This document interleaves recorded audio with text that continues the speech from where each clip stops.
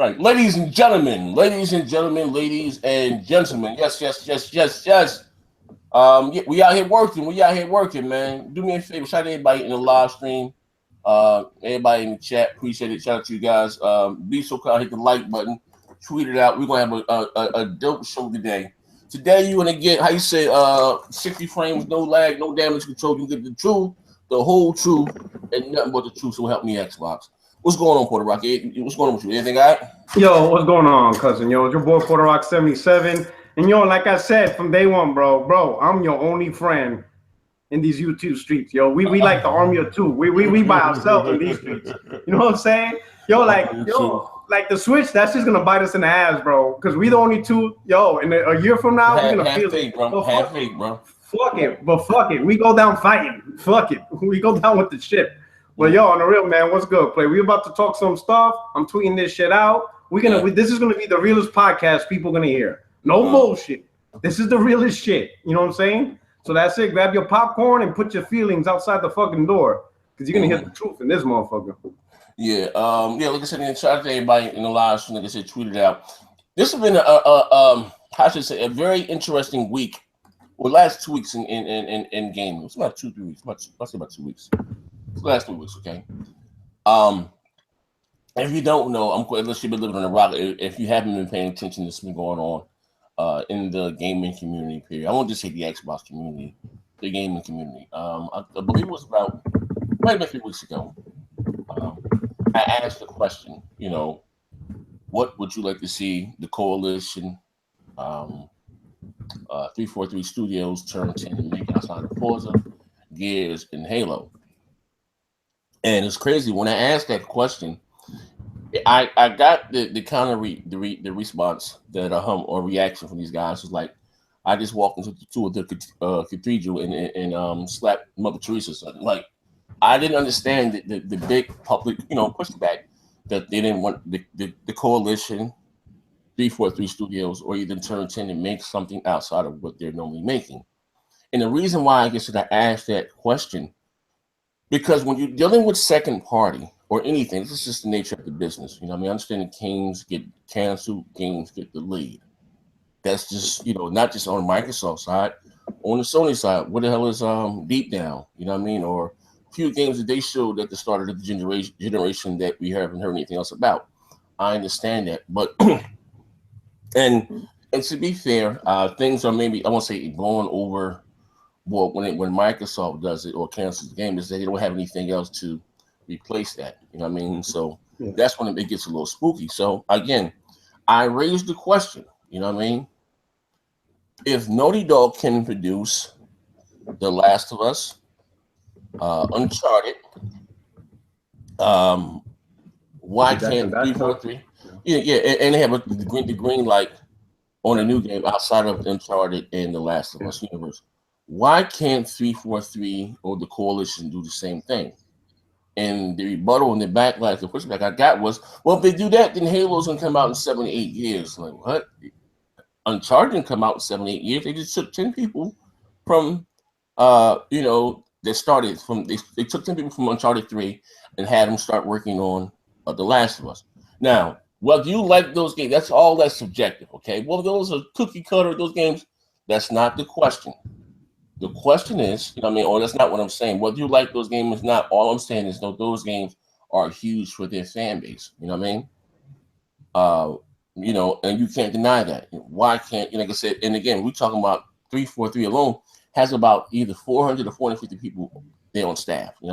So huge studio, okay? Why can't they, why shouldn't as Xbox fans, why don't we expect the same level of excellence, from my developers? Basically what I'm saying, And I still don't understand this to this day, all right? Well, even when you said, this is the crazy part, right? You said, well, turn 10, they're so good at making card games. They are, but again, no one goes to school for 8 years just to learn how to drive cars. Trust me when I tell you this, right? And then what's crazy? Again, I always tell you guys that since I've been doing this, I've met a few people, right? And a couple of developers, right? And this is who's told to me per a developer, okay? I said, no one goes to school for that many years and put themselves numbers just to make one game. What also was told to me, he said, Halo, we don't own that game. You know, we don't want to just make one game like this in a day. And they said, well, people stayed behind at 343 to make because they were such a love. No, said I stayed behind for job security. I just had twins. I got a mortgage. You know what I mean? It's a job. It's a job. Which is, and again, people don't understand that, and you know, people act like you just like the fanboy. Well, yeah. What are your thoughts? You know how I feel about it. What are your thoughts? All right. So I heard a couple of of your podcasts talking with Crap, Mooch, and you're coming up with sensible reasons for 343 and Coalition to make a new game. Now we're gonna explain to the audience, all right, the things that I've talked about. All right, their argument is just build a new studio. All right, the truth is that's not as easy as it sounds, because if you build a new studio from the ground up, you have to look at who is this studio comprised of. Are they comprised of people that even know how to make a AAA blockbuster exclusive? What if none of them do? What if they know programming, but they don't have creativity? You know what I'm saying? It takes, even Naughty Dog made flops in the beginning. Every studio goes through their trials and tribulation before they finally get their big hit, you know? 343 and Coalition is made up of experienced people. It's the experience that these people have. They already know how to make a blockbuster AAA game, right? To augment 343 or Coalition, all you have to do is hire, let's say, like 70, 80 programmers. Now, these programmers, they're not the ones that's going to create the game from the ground up. They're not the ones making up the idea. 343 is making up the idea. So you get the head programmers of 343, and I guarantee in their head, they have an idea. They have a concept that they would like to do. They just know their place. They're just not going to be able to do it because they'll be Bungie all over again, and they don't want to do that. But I guarantee if you approach 343, hey, you guys have a new concept for new IP, I'm pretty sure they'd be like, hell yeah, we have a game we would like to make, but we don't have time to do it because we're doing Halo. Cool. We're going to hire 70, 80 programmers, and they will do the work for you. All you got to do is supervise. Just supervise. You don't have to stop making Halo 6. You don't have to slow down the production of Halo 6. Halo 6 doesn't get impacted at all. You just simply tell these programmers your idea, the concept that you want, they can program it, and then you just follow up and supervise and checking in on the progress, making sure they make it the way you want it to be made. You know, you could call this new group Team Arbiter. And Team Arbiter is making the game, but is being supervised by the experienced staff of 343. Same thing with Coalition. You know, add a new group to them, and the experienced developers of Coalition are supervising the development. That's what Naughty Dog did. They didn't completely shut down Uncharted, because you saw Uncharted 4 still came out. We still got Uncharted, and we got a fucking DLC coming out too, Uncharted Lost Legacy. You know what I'm saying? So making The Last of Us didn't slow down Uncharted 4. Now, Craft's damage control was, but it's watered down. That's an opinion. That's his opinion. When you look at the numbers, Uncharted 3 still sold like 5 million. It was still one of the highest rated games of the year. And it still kept the franchise popular. Hell, Uncharted 4 is more popular now than it ever was. So The Last of Us didn't hurt Uncharted. If anything, adding The Last of Us made Naughty Dog even more popular. I can see that. It made the company look like one of the best developers in the industry, which also helps Uncharted 4. Because now, let's say there was people that was never really interested in Uncharted, right? Because of The Last of Us, they'd be like, damn, this is a goddamn good developer. I might give Uncharted a shot now. You understand what I'm saying? It opens the doors to even more popularity and giving, you know, when Uncharted, listen, when Naughty Dog makes a new IP, day one, everybody's going to go after the IP because it's Naughty Dog.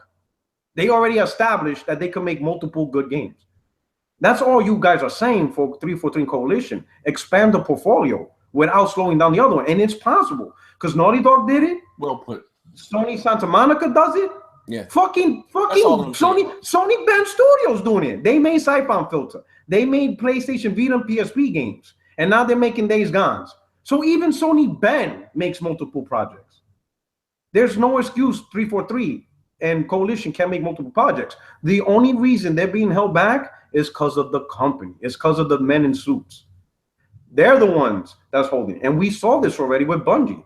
Destiny was supposed to be an Xbox One exclusive. That's all that I'm saying. Even with, like I said, with that was in there, already under their selling. That was there, and you let that. Well, and here's the thing. And we talk about some things being subjective. My thing is whether you like Destiny or not. All I'm saying, you can't deny the fact that it's a huge game. It may be changed this generation. You know what I mean? Something like that. Like that's a huge game. Okay, I'm gonna address. So my man 100, he said everyone's not Naughty Dog. When you think about it, Naughty Dog is just a developer that was given the opportunity to make more than one game. That's all we're asking. Give 343 the opportunity. Help them, augment their studio, and let them rock out. You know what I'm saying? If you don't take the 3-point shot on the buzzer beater, you'll never know if you could hit the winning shot.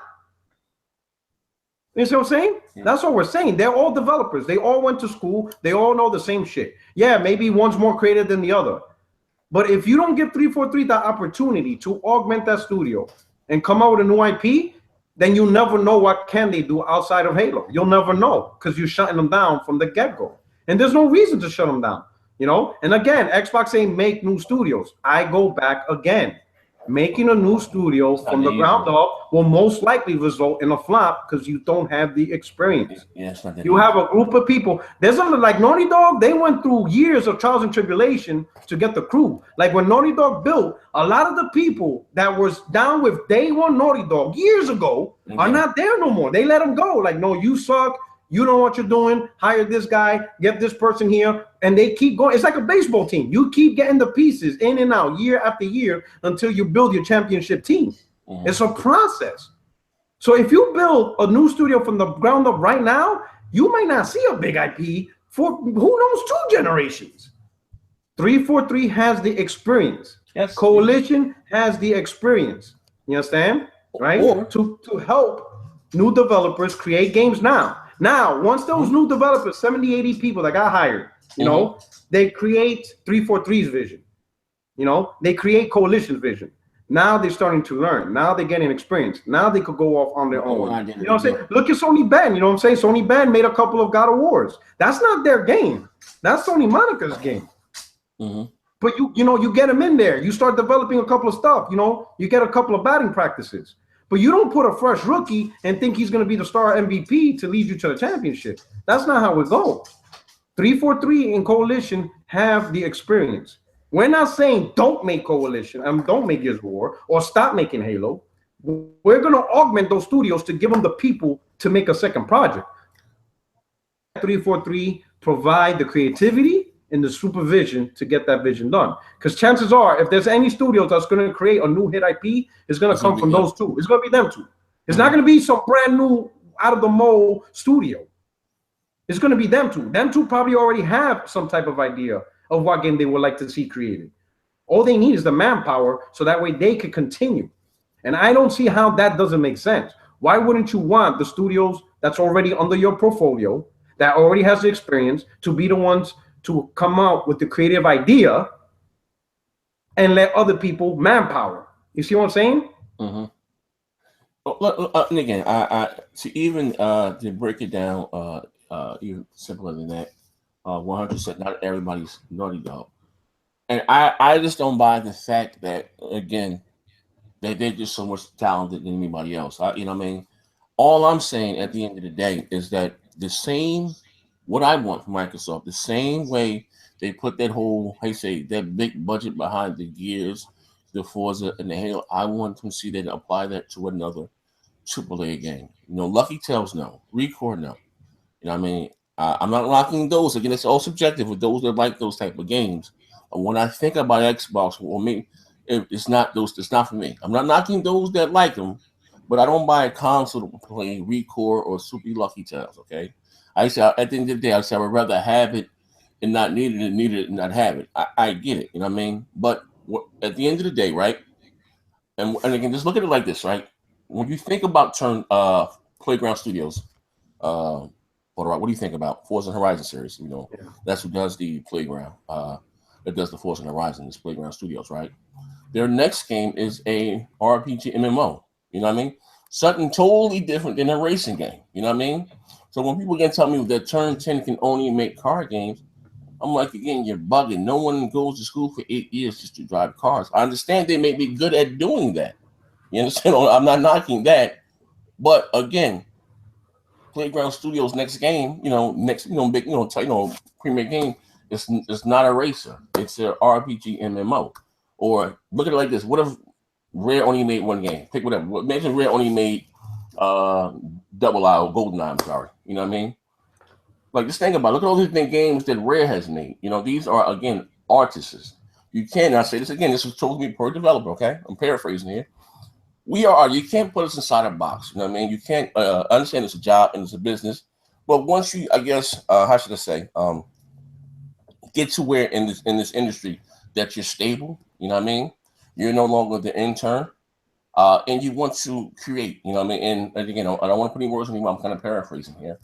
And with Bungie, you know what I mean? There were other things that wasn't made to the public that that we didn't know anything about. Like, we didn't know the internet, we didn't know about any riff until they split and they took some things with them. But one of the things they split over, you know what I mean, is that they wanted to create other things, you know what I mean, outside of just Master Chief. And that's one thing, like I said, again, that I blame Microsoft for, is that sometimes they're so good at business that it hurts the gaming side of things, you know what I mean? Like we said with the Halo was huge, okay? All I'm saying, I understand Halo was huge. I understand it's $1 billion franchise, okay? I get it. You don't have too many games like that. But we have to be also clear that Halo is not the juggernaut that it once was. You know what I mean? Yeah. That's just a fact. It's not the juggernaut that it once was. And I am from the mold, like, you don't need more than one Halo per generation. I think they can support that game with DLC, like they're doing with, like I said, with the Uncharted.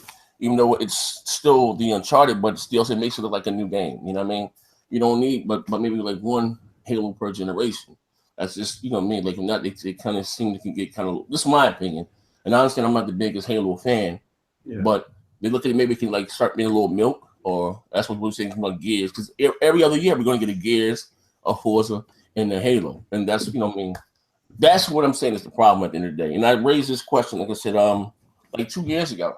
And nobody really understand what I was saying, but I understand that we got a sunset. I understand that we got a quantum break, but we're not guaranteed to get a sequel to those games. Microsoft is not invested in those IPs, but we are guaranteed to get a Gears, Forza, and Halo. You know what I mean? I don't know. I just don't think that's healthy for gaming. Here's the problem. It's the damage control. So I'm gonna address someone to Princess Christina, asking. She made a comment saying asking PR77 about Xbox related stuff is like asking McDonald's about Chinese food. And this, I think her comment is the fundamental flaw about gamers today.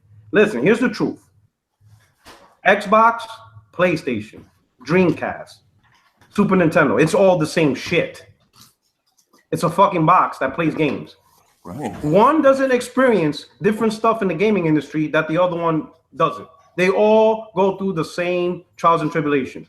Hell, most of them have the same developers. A Sony developer, a Sony studio gets fucking closed, they go to Microsoft and now work with Microsoft. Microsoft closes down studios, they go to Sony and now they work for them. Half of them worked with every company at one point in their career. All of them. It's the same thing. It's a box with a GPU, RAM, CPU, and publishers make games for them. They're no different. They all experience the same trials and tribulations. Yes, sir. All right, same thing. When Naughty Dog made Uncharted, the first one wasn't a hit. It wasn't a day one hit. It had no multiplayer, and everybody was talking about Gears of War. So Naughty Dog ain't going through anything. If anything, 343 has more advantage because they got more money. They're backed by a bigger company. Naughty Dog's not backed by a big company like Microsoft. That's all that I'm saying. And they don't see what I'm saying? Yeah, so when people be like, oh, you know what you're talking about, you're on the console, it's the same shit. I started gaming on Atari. I didn't start on no 360. It's the same shit. Sega Master System, TurboGrafx 16, Neo Geo. It's a box that plays games. I don't give a fuck what you call yourself. It's the same thing. It's a box created by a company, and they have first-party publishers. That's it. There's no excuse. If Naughty Dog could do it, Nintendo could do it, why can't Microsoft? Because even Nintendo has studios that make more than one game. For sure. We're talking Nintendo here. You know what I'm saying? There's no excuse. There's no excuse at all. None. So it has nothing to do with the Xbox brand. It's the corporation and the decisions they make. Why? And just even what mind boggles me is, why would you put all that money in just one game to make one game? That shit, just that alone blows my mind. Why don't you build your studios to be flexible with multiple projects? Instead of just saying, hey, we're going to give you all these resources, but you're only going to do one thing. What if the next Halo flops? What if Halo 6 flops? It's not impossible. What if people got to the point where Halo 6, they just tired of Halo? And now it just becomes an average game. Then what? What does 343? What relevance does 343 have? They can't fall on anything. Uncharted 4, if let's say Uncharted 4 flops, Naughty Dog still has one more game to rely on, which is The Last of Us 2. 343 don't got nothing. This is it. This is all they have. You're hedging your bets on just one game. You know what I'm saying? One guy go, Halo 6 didn't flop though. Well, no shit, it's not out. Duh. How can it flop when something don't exist? I'm just saying, we already see, whatchamacallit, Halo 5 is not the same fucking top killing title that it was on a 360. Halo 3 was the most played, was in the top 3 played games all gen long.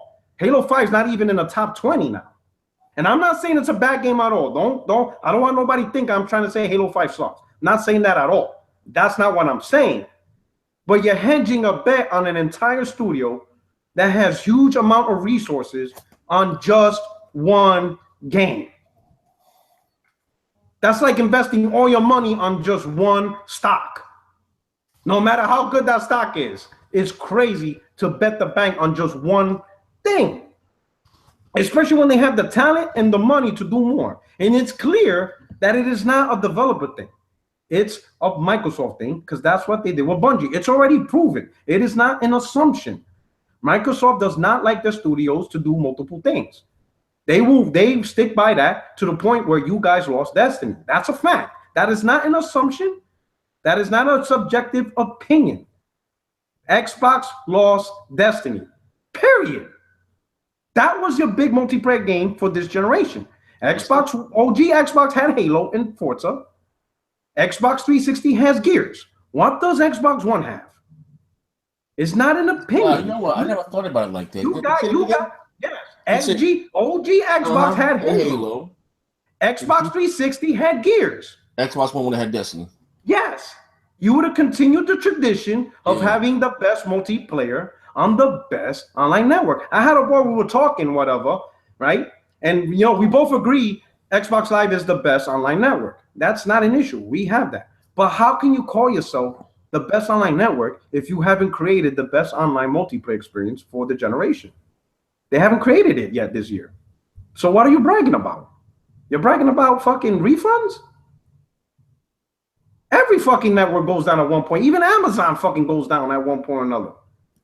You know, Xbox OG was the best online network. Yes, it had the features, but it had Halo 2 multiplayer. There was nothing on PS2 that was played more than that. For 360, you had Gears of War. There was no multiplayer during that gen that can touch Gears of War. What do you have now? The same games that was on the OG Xbox, Halo. I guess they're going to maybe see if these, maybe that may do it. I mean, it's not my cup of tea. But you know, Halo's not my cup of tea. That's what they're hedging their bets on. They're hedging their bets on Sea of Thieves. That's what they're hedging on. Yeah. You know, but you could have had Destiny. That's a proven multiplayer. I would have bought it. Because Destiny's my shit. That's what I'm trying to say. That's, you know what, and when I said that, PUERTOROCK, you know what I mean? And this is not, and again, I'm not, you know, this is not me taking a crap on it. Those guys are my dudes, they're my brothers, you know what I mean? We all have a difference in opinion. But my thing is, I'm gonna say this, right? I'm gonna be honest with you guys, all right? And I say this again, you know, NXTGEN720. All right, this is the character that you have for YouTube. It's all about entertainment, okay? You do get some aspects of myself within this character, okay? But besides the YouTube thing and whatever, I'm a consumer first, you know, in game. I told you before, like this fanboy, so this is just to have fun. I'm an Xbox guy through and through. I prefer the console, and, you know, and it is what it is, okay? But what I'm saying is, what I don't understand, you know what I mean, or how could you even be in against or think about, why wouldn't you want them to make the same quality or the same what made you love Halo or Gears or Forza? they can take that, or I want them to take that same talent and marketing, whatever, and put it into a brand new IP. That's all that I'm saying. And why wouldn't you want that? That's what I understand. Like, why is the public pushback from that? And another thing, they're talking about, well, it would just be a cookie cutter like Destiny. Okay, let's say Destiny is a cookie cutter. But guess what? People still love it. Yeah. If you don't like it, don't buy it then. But other people are buying it. You know what? They're buying it.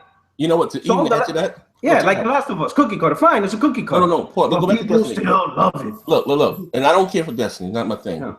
But Destiny outsold Halo on the Xbox. Just on the Xbox side. Yeah. It's the most played. It's played more, too. So, again, that's why I asked you. Like you say men lie, women lie, numbers don't lie. Yeah. Just by having that one game alone, like I said, it's the most successful multiplayer this generation thus far, okay, on consoles. May have changed the outcome of this generation.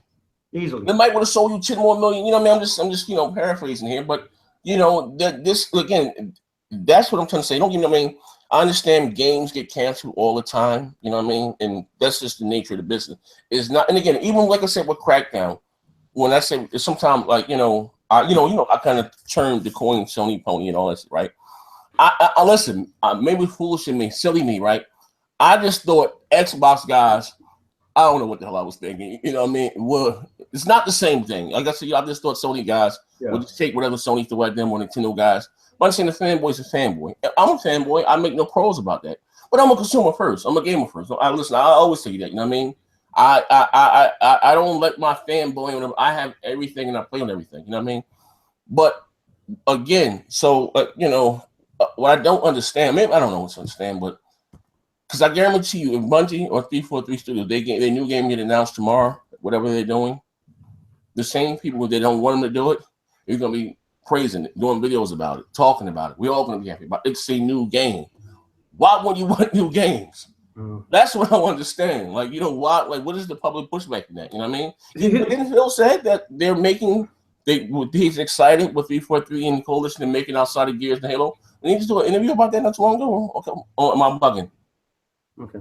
But they say he was excited or something about what those studios were working on or something along. I think it was on Eurogamer or something. You know what I mean? If I am wrong, I stand corrected. But he was saying he was just excited to see what those guys were working on outside of Gears or Halo or whatever. I mean, let me address another comment because this is the issue. All right, so Infurious one, Xbox do, Infurious one. Okay. Xbox do. He said, "How the hell did Microsoft lose Destiny when you can play it on Xbox, stupid pony boys?" See, this is the problems right here. We're talking to people who don't understand what's going on. They don't get it.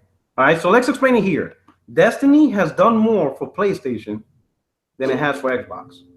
With the marketing deal, hell, there's some people that thought Destiny was exclusive to PlayStation because that's all they saw in the stores and commercial. Destiny bundle, the Glacier White console, the marketing, the TVs, all that shit. Some people didn't even know Destiny was on Xbox. If Destiny was exclusive and Bungie was still a first-party studio to Microsoft, yes, Destiny would be 100% owned title on the Xbox platform. It would be the only place to play Destiny. But instead, Bungie went multi-plat, Sony went in with a check and gave the perception that this is the place to play Destiny. You see what I'm saying? That was the damage. That's what we're trying to talk about. Infamous. Here's the truth. And I'm going to give my straight up truth. To me, Microsoft, Xbox, and Nintendo are secondary platforms for me. Those platforms I would not buy day one. I would not pay $500 or $400 for an Xbox or a Nintendo product. I will wait 3-4 years till they're like $200, and then I'll buy them as just being as a multi-console owner. But those are the consoles, me personally, I wait. So in reality, I have no dog in a fight if 343 makes another game or not. If they don't, oh well, they don't. No big deal. It's a side console for me, But if this is your primary platform, why wouldn't you want the best out of what you support? This is what I'm saying is more for you guys than it is for me. I'm gonna get an Xbox One. That shit could be $175. I'll buy $10 a game because Halo will probably be like $15. Rise is like $10. I'm not paying full price for any Xbox product. So this is not my battle. I'm just trying to help you guys out. But if you guys want to make excuses, cool. This is your preferred brand. This is just a side chick for me. I do my thing in the back of a Chevrolet and I'm out. You know what I'm saying? I get my little nut off for 2 hours and I'm good. That's all I'm investing. You know what I'm saying? She doesn't have the deed to the house. You know what I'm saying? That's all I'm saying. You know, if you guys can't fundamentally understand how Destiny would impact Xbox being an exclusive, then there's really no helping you. If you can't even understand that, then there's nothing else we can say to you. There's no convincing you. You drank too much Kool-Aid. You know, if you can't even understand, Destiny being exclusive to Xbox One would have been a fucking huge thing for that. You know what I'm saying? That's how it is. Oh, and see, number 2, Johnny Southside. I'm not paying full price for American product. Homeboy, Xbox is made in China. Stop it. Stop it. It's not manufactured here in America. Nothing in Xbox is manufactured here in America. 100% Chinese product. Same factories the PlayStation's made. Yeah, they be bugging with that. Like, seriously, bro. Like, you guys don't know what you're doing. You guys don't know what you're saying. You guys are in a war where you have no idea what the hell the war is being fought over.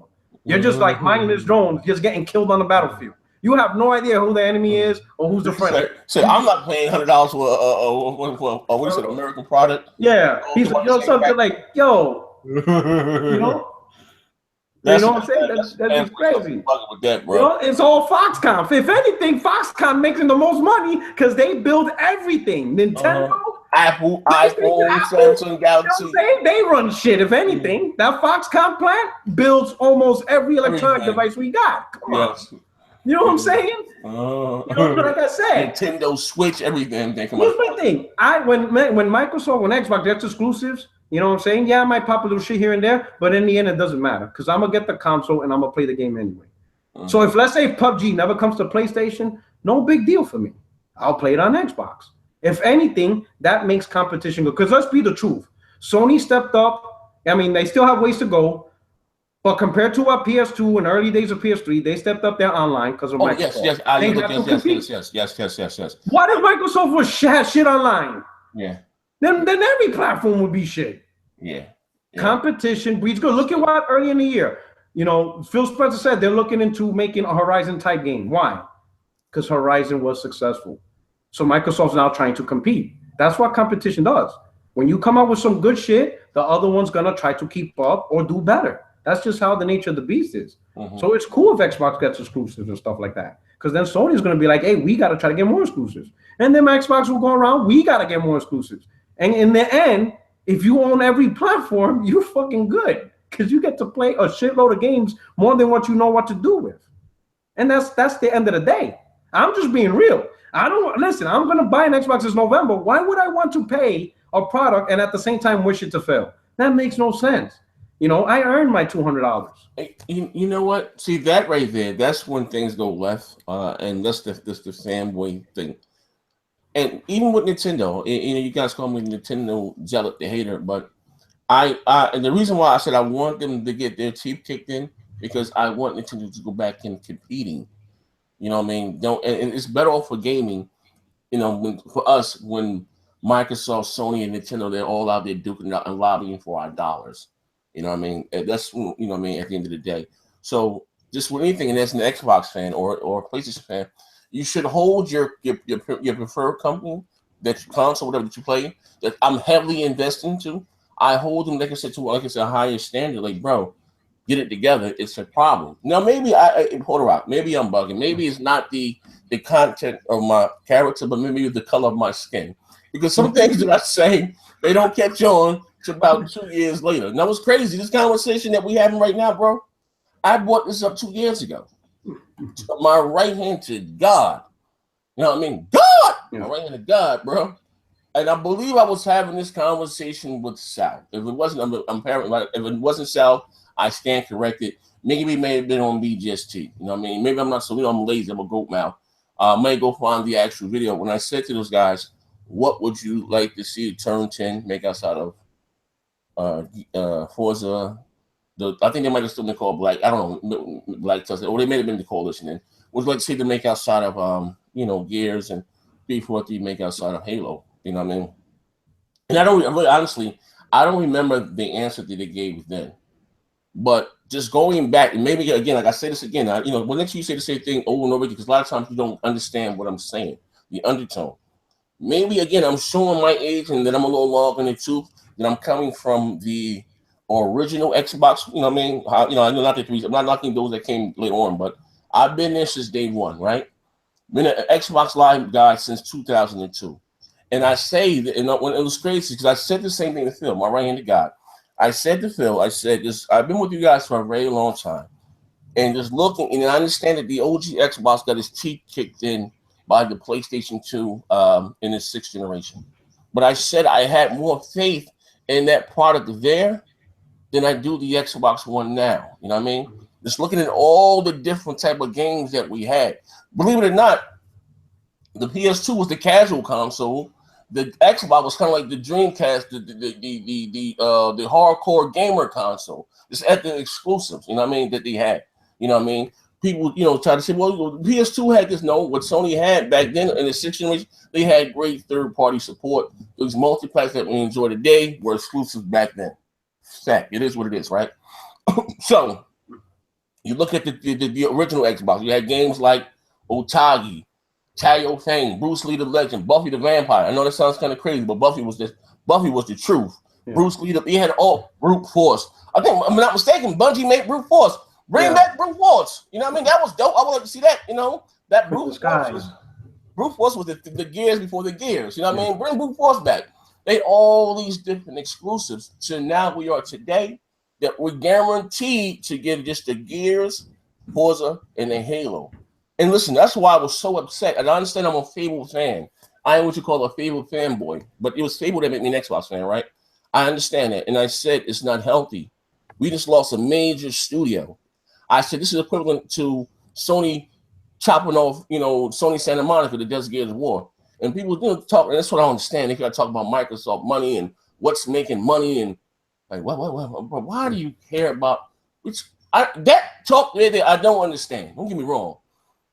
When you start talking about somebody else's money, but we don't get a net dollar. That why we lost. We talking about we should be worried about the games, and that I don't understand.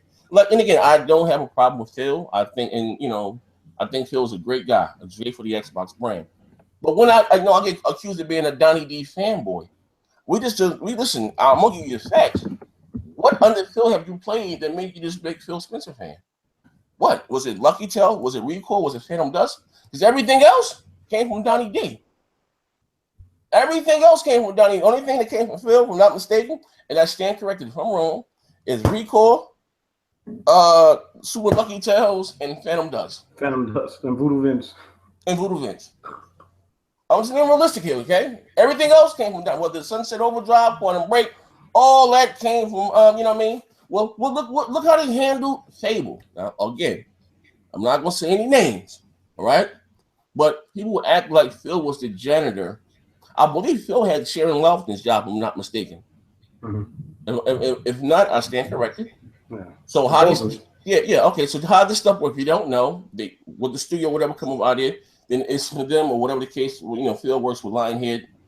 They came up with Fable Legends. Takes the idea and the concept to Donnie D. Donnie D writes the check, and they get started on the game. You know what I mean? Now, which was correct. I made some a Fable fan. Fable Legends, that wasn't Fable. You know what I mean? All they had to do was keep those same assets. Get rid of that whole bad guy. You control it. That's stupid. Put a story in there, and you're fine. Graphics was amazing.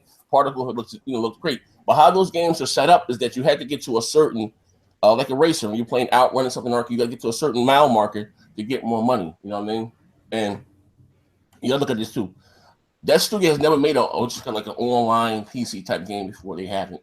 So all that Windows, and they didn't want to include Windows 10 stuff. Again, that came from Upper. You know what I mean? So Microsoft wanted to have their own Dota, League of Legends type game. Just want to keep playing it too.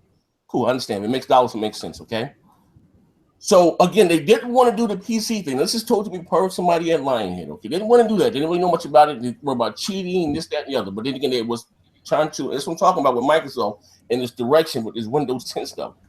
They tried to again piggyback that with Windows 10 to have their own thing to get PC guys, everybody into paying for this. Okay, and it's not what this company do. It's not their strong suit. I mean, so of course that thing lost a lot of money. instead of just having to just make Fable 4 or some other projects there that they wanted to create. But I mean, and you know, but when I say this is the truth, and then they act like, you know, like even look how that was handled. Look, people finally they lost their job on Twitter. Just think about this. What we doing here? You know what I mean? And again, listen, I don't want nobody to lose their job. You know what I'm saying? You got bills, but these people finally lost their job on Twitter. Like, what are we doing here? You know what I mean? This is the money. This ain't what is this here? We're talking about the third wealthiest, not the wealthiest company in the world, and people getting fired over social media. Come on, man. This ain't a step in the right direction. That ain't the answer, right? That ain't the answer. You know what I mean? That ain't the answer. You know, that shit is wild. I mean, bro. Let's and I know some people don't like Donnie D because he did make some huge major decisions. Oh, he did. That connection he fucked up. But here's the thing: when you look at Phil, he only really made two major decisions. One, separate Connect, which anybody could have made that. That's a no-brainer, to be honest. Yes, sir. You know, deboxing the Connect, that was a no-brainer. Yes. And bringing backwards compatibility. No. Play anywhere. And play anywhere, which is, to me, you know, and I told you guys let's talk about it. I told you about it. You guys jumped on me last year. I was telling you that's a bad move. Hey, listen, PUERTOROCK. And now it's back in everybody's ass. Hey, PUERTOROCK, listen, I was forced to do that. They said they was gonna kill my mother. Who was gonna kill your mother? Look at that. That's what I'm saying. Like even what Sony's doing now with the PS Now, I don't agree with it. No. PC gamers don't want to play that shit.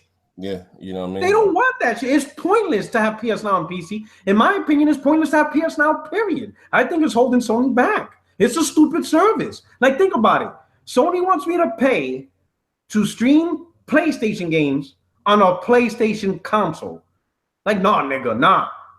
Make them game work on my console. I didn't buy this console to stream games. It's a stupid service. You understand? But when I saw Microsoft was going to put all their titles, and everybody's thinking, oh, we can make more money. I'm like, you guys don't understand. Even if a game doesn't sell 10 million, right? The fact that it's exclusives helps add to the portfolio to the console. It helps sells consoles, which in turn helps sells games. Because the real money maker is the multiplats. Yeah, I don't deny it. Yes. The main money for software sales is the multiplat. Yes, sir. But in order for Microsoft to make money off these multiplats, they have to get the console sold. Yes. If they don't sell the console, then the multiplats don't get sold. That's the reality. So the question is, how can you sell a console where the same game is on your competitor's console? They're both on the same thing. That's the battle. How can I convince people to buy Call of Duty on Xbox? How to buy Battlefield on Xbox? Star Battlefront on Xbox, Red Dead Redemption on Xbox, Grand Theft Auto on Xbox. Sony figured it out. Number one, marketing deals. Let's take these powerful games and put them in the box. So that way when you walk in a store and you see this big box that says Red Dead Redemption 2, oh, that's the game I want? It's already in the box? I'm going to get it. Take it, go to register, boom, done. Yeah. But guess what? They just bought a PlayStation. They didn't buy an Xbox. Just you know what I'm saying? That's step number one. Step number two, along with Red Dead Redemption, along with Call of Duty, along with, you know, what someone call it, 2K and all that. Hey, I might check out God of War. That shit's fucking everywhere. I see posters, commercials, people talking about it. Let me get this since I could play that as well for those that want to. Or if you don't like God of War, fuck it. I'm going to rock with Horizon. Okay, you don't like Horizon. Let me fuck with Neo because I like that tiki-wiki shit. Okay, you don't like the tiki-wiki shit. Let me play Fighters because I'm a big fighting fan. Okay, you don't like Fighters. Let me play these single-player adventures. That's what exclusives do across the spectrum. Somebody's going to like something somewhere, all right? You might have a dude, he only likes fighters. He could give a shit about RPGs. He could give about first-person shooters. He likes fighters and sports. Well, guess what? PlayStation got the sports, and they have the most fighters. Fuck it, I'm going to get a PlayStation because that console got exactly what I want. You see what I'm saying? And that's how you open up the platform. You know what I'm saying? Sure, not everybody's going to buy exclusives, you know, but somebody will. And they're going to use that plus the multiplats as reasons to buy your console. Mm-hmm. And that's the formula Sony's been using. And as you can see, there is no doubt it's been working. The marketing, putting games inside the box, the commercials, and we're in the position that we're in. You know, it's 2017, you know. We're 4 years into the gen. This isn't, you know, the gen's not starting over because the 1X is coming out. It's still the same gen. Yeah. We should not be discussing on why Microsoft has no games or where the fuck is happening first party. If anything, this is where they should be hitting strides and crazy shit should be coming out. This is 4 years into the gen, and it feels like Phil wants to start over because he didn't plan. When Phil took over 2014, if hardware was his number one priority, fine. Hardware's number one priority, cool. Make sure start putting funding for Xbox One S and One X, cool. But the priority right after should have been games. Right after. All this other shit, graphic user interface, controllers, all that shit, game refunds, that shit should have been on the back burner. Give me my hardware, continue with the games. Everything else will follow suit in due time. You know what I'm saying? Because the way I look at it, games is the burger. When you go to McDonald's, you're going there because of the burger. You ain't going there to buy goddamn apple pie. You understand what I'm saying? If you go in there, be like, let me get a Big Mac supersize with a pie. Well, we got the pie, we got the fries and a drink, but we ran out of Big Macs. You're going to be like, what the fuck? I ain't coming here for the pie. Give me the goddamn Big Mac. That's the games part.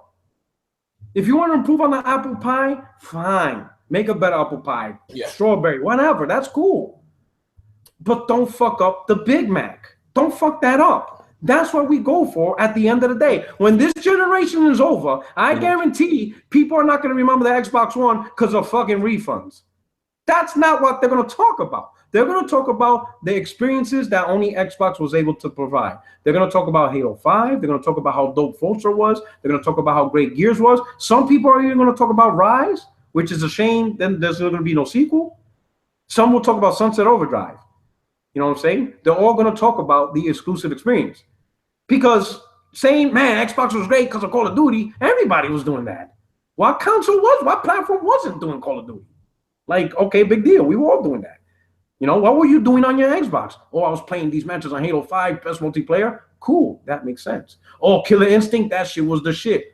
Cool, that makes sense. But no one's going to be like, man, Xbox was the shit, Injustice 2? Nigga, we were all doing that shit on every platform. The only ones who's missing out is the Switch. You're the only dudes that can't talk about that. Hey, you know what I'm saying? Hey, yo, hey, P-Rock, listen here, man. So look, with me, right? I'll tell you what it is. Now, you're right. I was out there, I was what you call in full damage control mode. But if you go back to my original statement when I said about Microsoft releasing exclusives day and date. Now, again, I want to say this for the record. Some of the Xbox biggest exclusives has always been on PC. But we're talking about day and date. And I said this back then, okay? People again start talking about Microsoft money. Is that listen, I understand these companies make their money from software sales, right? But you're still in the business to sell your console, you know what I mean? And this is the truth, and you guys can take it how you want, but this is the guys on the truth. Microsoft, I want to say, Phil, was so consumed with gaining the PC market, getting a slice of Steam's money, that they started to neglect the console side of things.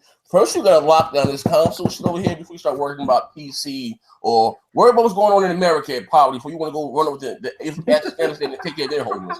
You got to first, this is the truth. You got to first take care of what's going on over here. You know what I mean? And I said that by releasing, I said this back then, I'll job you not.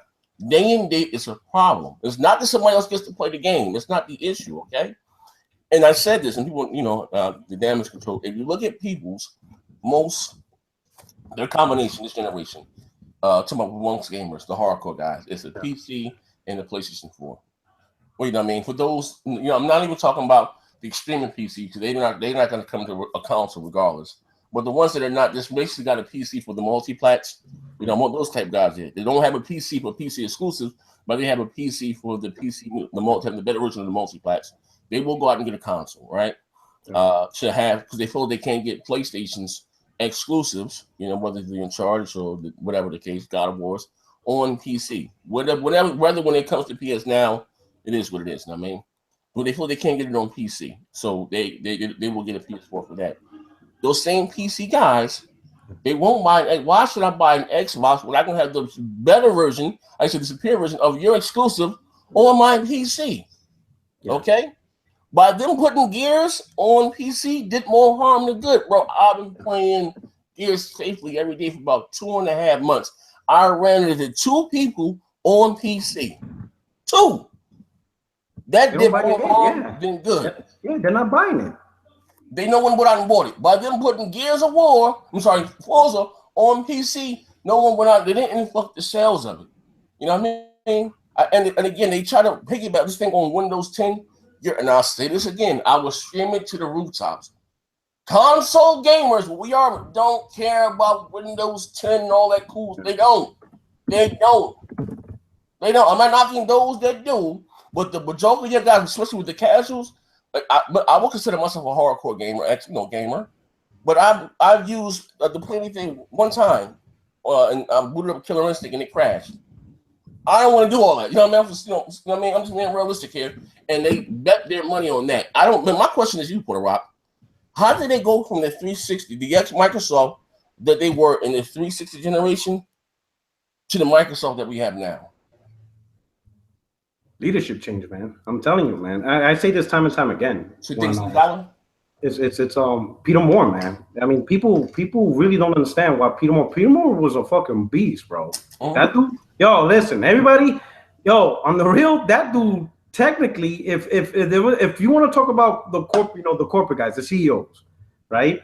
He was technically the first person to talk about resolution and frames. Yes, sir. He was the first one to brought that up. Yeah, with Madden. My man was on, the year Madden, I think it was 2007 came out. The PS3 version was running under 720p and less in 30 frames. When we know Madden, the 60 frame game, you can't play that game at 30 frames. It fucking was garbage.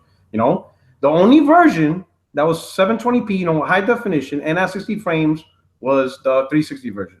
And my man came on stage saying this holiday, if you want to play, Madden at full 720p, locked at 60 frames, you can only do it on Xbox 360.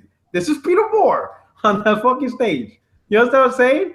That man locked down. He made sure Grand Theft Auto 4 had time exclusive content. He paid $50 million on just DLC. You see what I'm saying? Think about that. Because he wanted people to buy Grand Theft Auto on Xbox. You know what I'm saying? That dude pretty much put up the funding to build Miss Walker Studios. You know what I'm saying? When he heard the developer of Final Fantasy was creating his own studio and making a new IP, my man ran to him. He fucking flew on a G5 plane to Japan and fucking shook his hand and be like, hey, I'm going to give you the money to help build your studio, but these games got to stay exclusive to Xbox. The 2 projects you're making, don't put them on PlayStation. Yet Phil took over a job in 2014, didn't even bother to fly to Japan till this year, 3 years later. And you guys wonder why you guys don't got Neo on your platform, or why Persona's not on your platform. You know what I'm saying? All these other Japanese games. Why would they put it on? They had nobody to talk to. Phil never talked to them. There was no wheeling and dealing. You know what I'm saying? Japanese businessmen expect those face-to-face conversations. They feel that as a courtesy. They feel that you're genuine. If you fly to their land and you make an appointment with them, hell, you go to fucking TGI Fridays and get them drunk. That's what they like to see. Phil never did that. Now he's doing it because he saw the problem is Phil, when it comes to the gaming part, he's not proactive. He's being reactive. He's making the decisions after the damage has been done. That should have been one of his first things in 2014. Go out. As soon as you pick up the job, you tell your people, hey, we're doing new consoles, but while you guys are going to the drawing board, I'm going to fly out to Japan because I got to talk to some motherfuckers before this shit gets out of hand. If he would have done that, you probably would have had Neo on him because Nier was on the 360. It was a day one game. Yeah. Nier Replicant, that was on 360 day one. And now, it was the better version. But besides all that, it was on 360. This is another thing I don't understand. People are saying, oh, you can't get Japanese on Xbox. I'm like, how the fuck? Because I know I played Japanese games on Xbox before. So how the fuck are the younger consoles able to do it, yet the more seasoned vet can't do it? I played Phantasy Star Online on the OG Xbox. It wasn't on PlayStation 2. It was on Xbox. I played Ninja Gaiden Black. Beat that shit twice on Xbox. Not on PlayStation 2. It was on Xbox. Ninja Blade, Otogi. These Japanese games was on Xbox. They were not on PS2. Okay. You're absolutely right. And again, that's why I talk about the all the games that I can sit. But how do we go? This is the question I'm asking. All right. Peter Moore, he been left, and Donnie D was there. I understand. And I will say, Donnie D, did he make some mistakes? Yes. You know what I mean? He did. You know what I mean? Yeah. And I believe it's, and I always give the guys an example, even like as far as the DRM and stuff. And I didn't have a problem with that. I don't. Like, I still don't. You know what I mean? I don't. You know, I'm just me. You know what I mean? And, you know, there will always be some form of digital right management. It is what it is. You know what I mean? But honestly, I compare it to this, right? 9/11, right? We all know what happened, whether who did it. I'm not going to get into the conspiracy thing, but we lost a lot of our rights, you know, as American citizens after 9/11 with the Patriot Act, okay? They said for the better good, right? And the same thing when I look at DRM, right? Because I want to touch with the DRM thing. My thing is because of the way that GameStop, just to give you one example. And again, not to say that I'm so how you say, such a bleeding heart for developers, but I never, you know, I met a few of these guys since I've been doing this. You know, I won't say we're the best friends. One of these guys I'm really good friends with, okay? And not to say they're spokes. Shut up, dog. They're spokesperson. But I said this that, you know, hold on. Rook Ox. Goddamn dog. That, you know, this is the only, hold on, look at this goddamn dog. Sit your ass down. Sit down.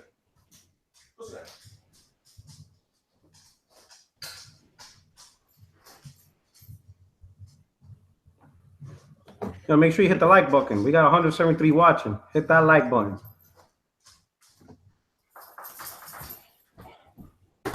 Okay, I'm back. I'm sorry. I'm back.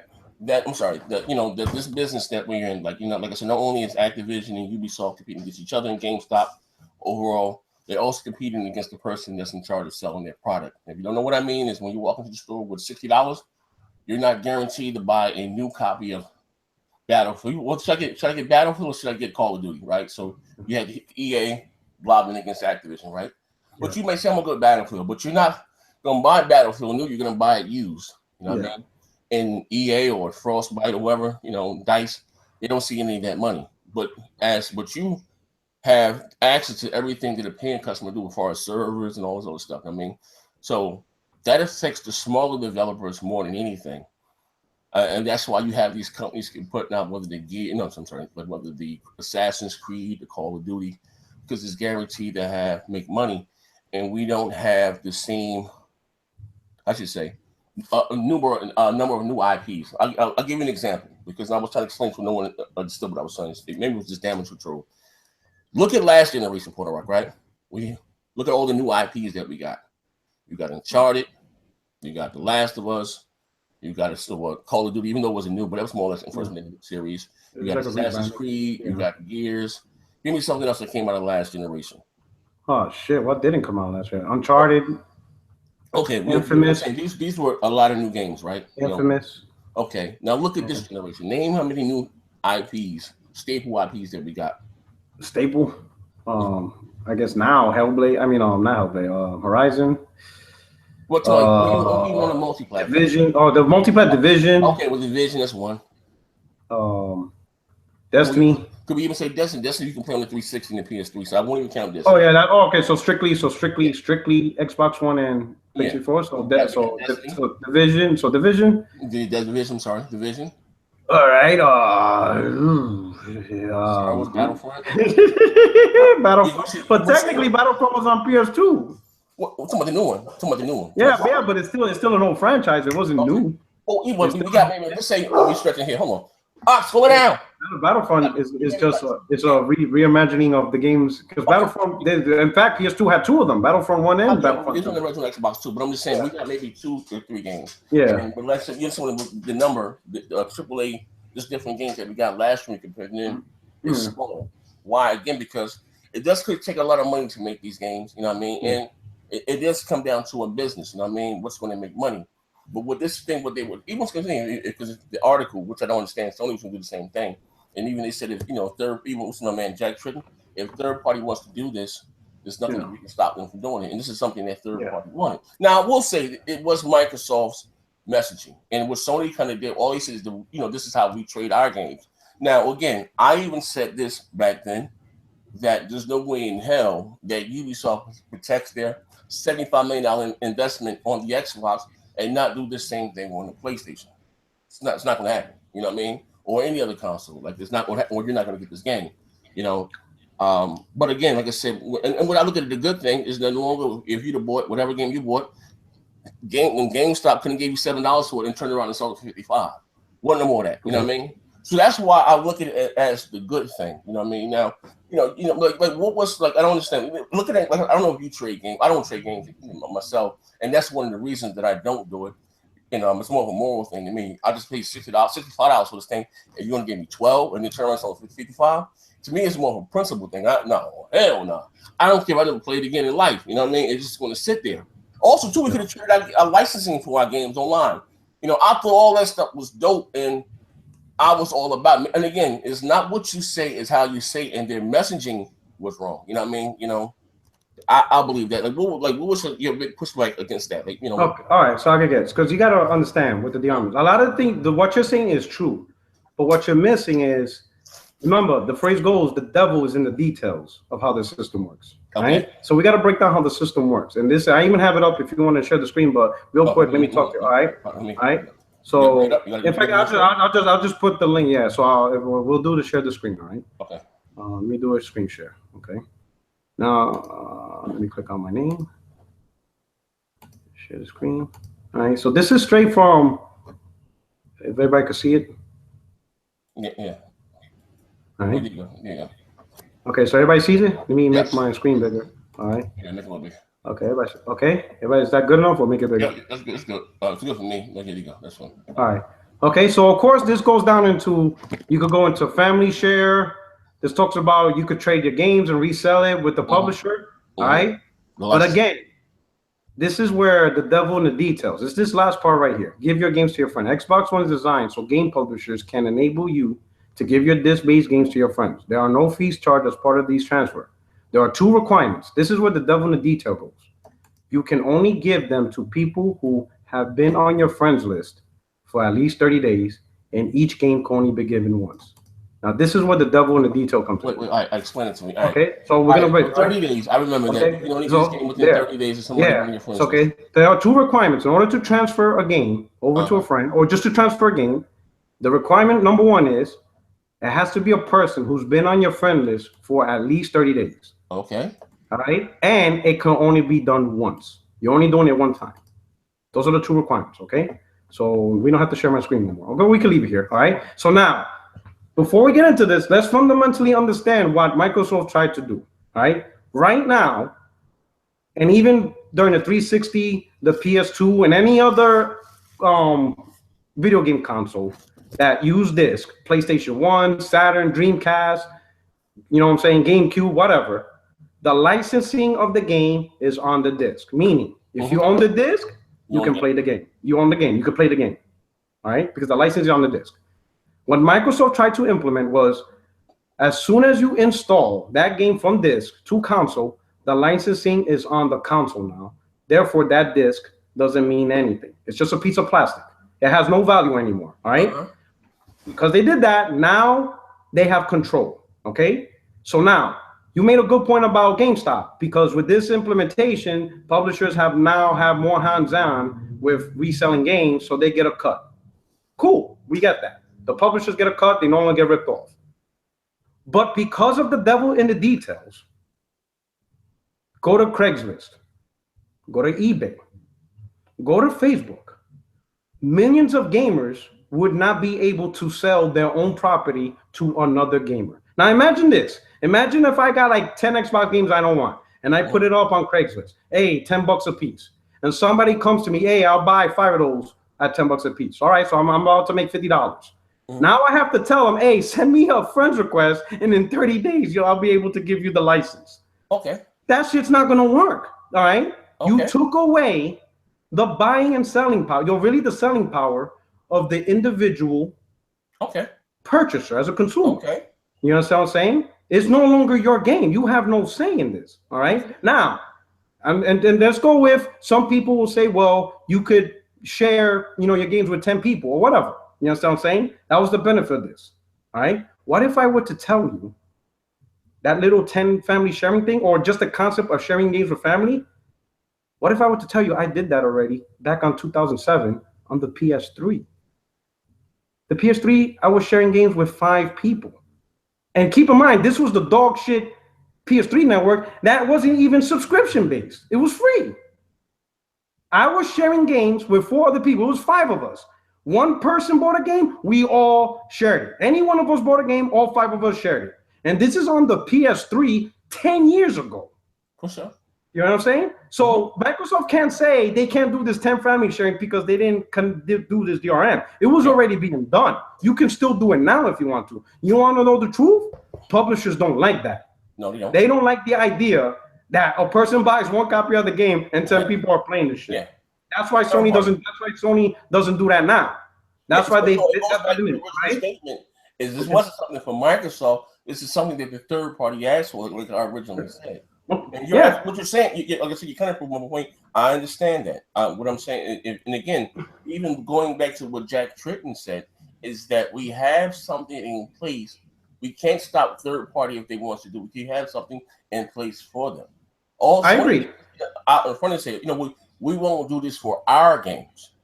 It's not so much for Microsoft to implement, because this is what, again, they had. I'll give you. We're gonna hop in the hot tub time machine, but before these consoles were announced, right?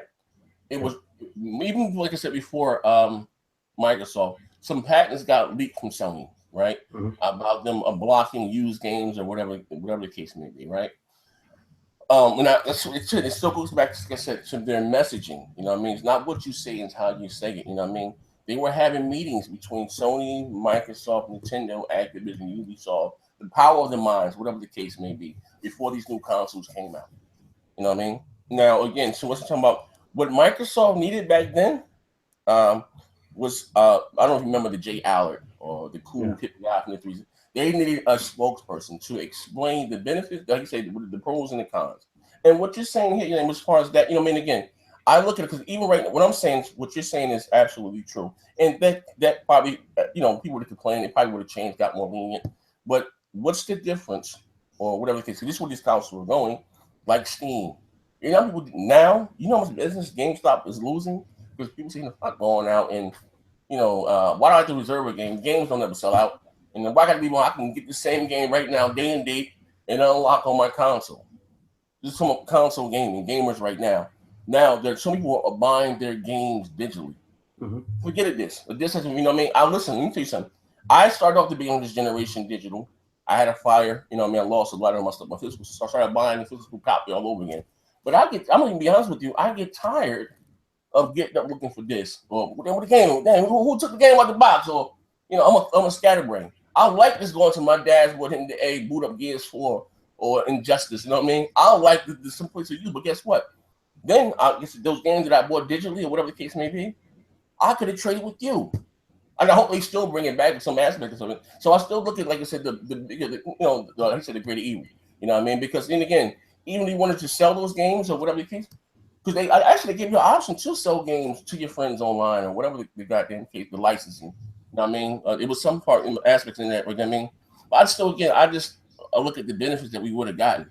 You know what I mean? But those benefits you could get right now, even without the DRM. Name me a benefit you think you can't get because we don't have on. Like I already gave you an example. Okay. I gave you one example was sharing with family. I already did that. That's old. That's actually an old thing. All right. One benefit that we don't have again. What? Trading our games digitally online. Okay. You could do that now without DRM. Trade? Yep. If they want to, they could think about it. I'm just saying. I'm gonna put to you now. You got game refund, right? Yeah. You have that now. What is game refund? Game refund is just Microsoft. You send a message to Microsoft, I want to refund this game. Right? You call them, whatever. The only thing they do is they remove the licensing digitally. And get the money back from them. Yeah, I understand. I know, but what's the difference right now? They say, hey, we're going to implement trading your games. You just tell us who you want to trade it to. We'll remove the license from you and we'll give it the license. What I'm trying to say is you can still get all of that. But no, I'm trying to say is you can get all of that while the people who still do physical can still do the things they do with physical. But everybody wins. Everybody wins. No, here's the thing, though. One person doesn't need to be asked out in this situation. Again, what we're missing out on for those of you that still go to GameStop and give these people your money when they walk into the store, It's still at the Williams and the helm of GameStop. So then don't go to GameStop. Sell it online yourself on eBay. Go to Facebook. Go to Facebook right now. Now they have. Well, I'm not. But listen, I'm just saying. There's millions of gamers that don't. I'm saying you're using because they're lazy. Some people are just using a simple way. Maybe don't have online stuff. I say think of this. Think about this. They go on GameStop. They get the super points. They get the extra bonuses. They're part of the game buyers club, whatever the fuck. And some people just find it easier to just go to GameStop, trade in the game, than to actually deal with eBay and dealing with a person. Yes, sir. But guess what? That's your choice. You are the consumer. It's your physical product. You do what you want. Like right now, I'm looking at a Vizio TV. I don't need to go to Vizio, their permission to sell it. I'm looking at a Lexmark printer.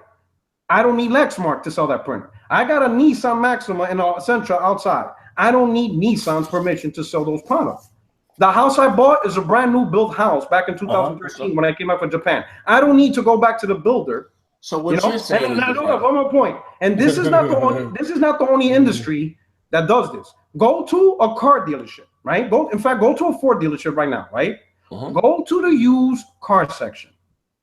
Lots of them have a Chevy Camaro right on the lot.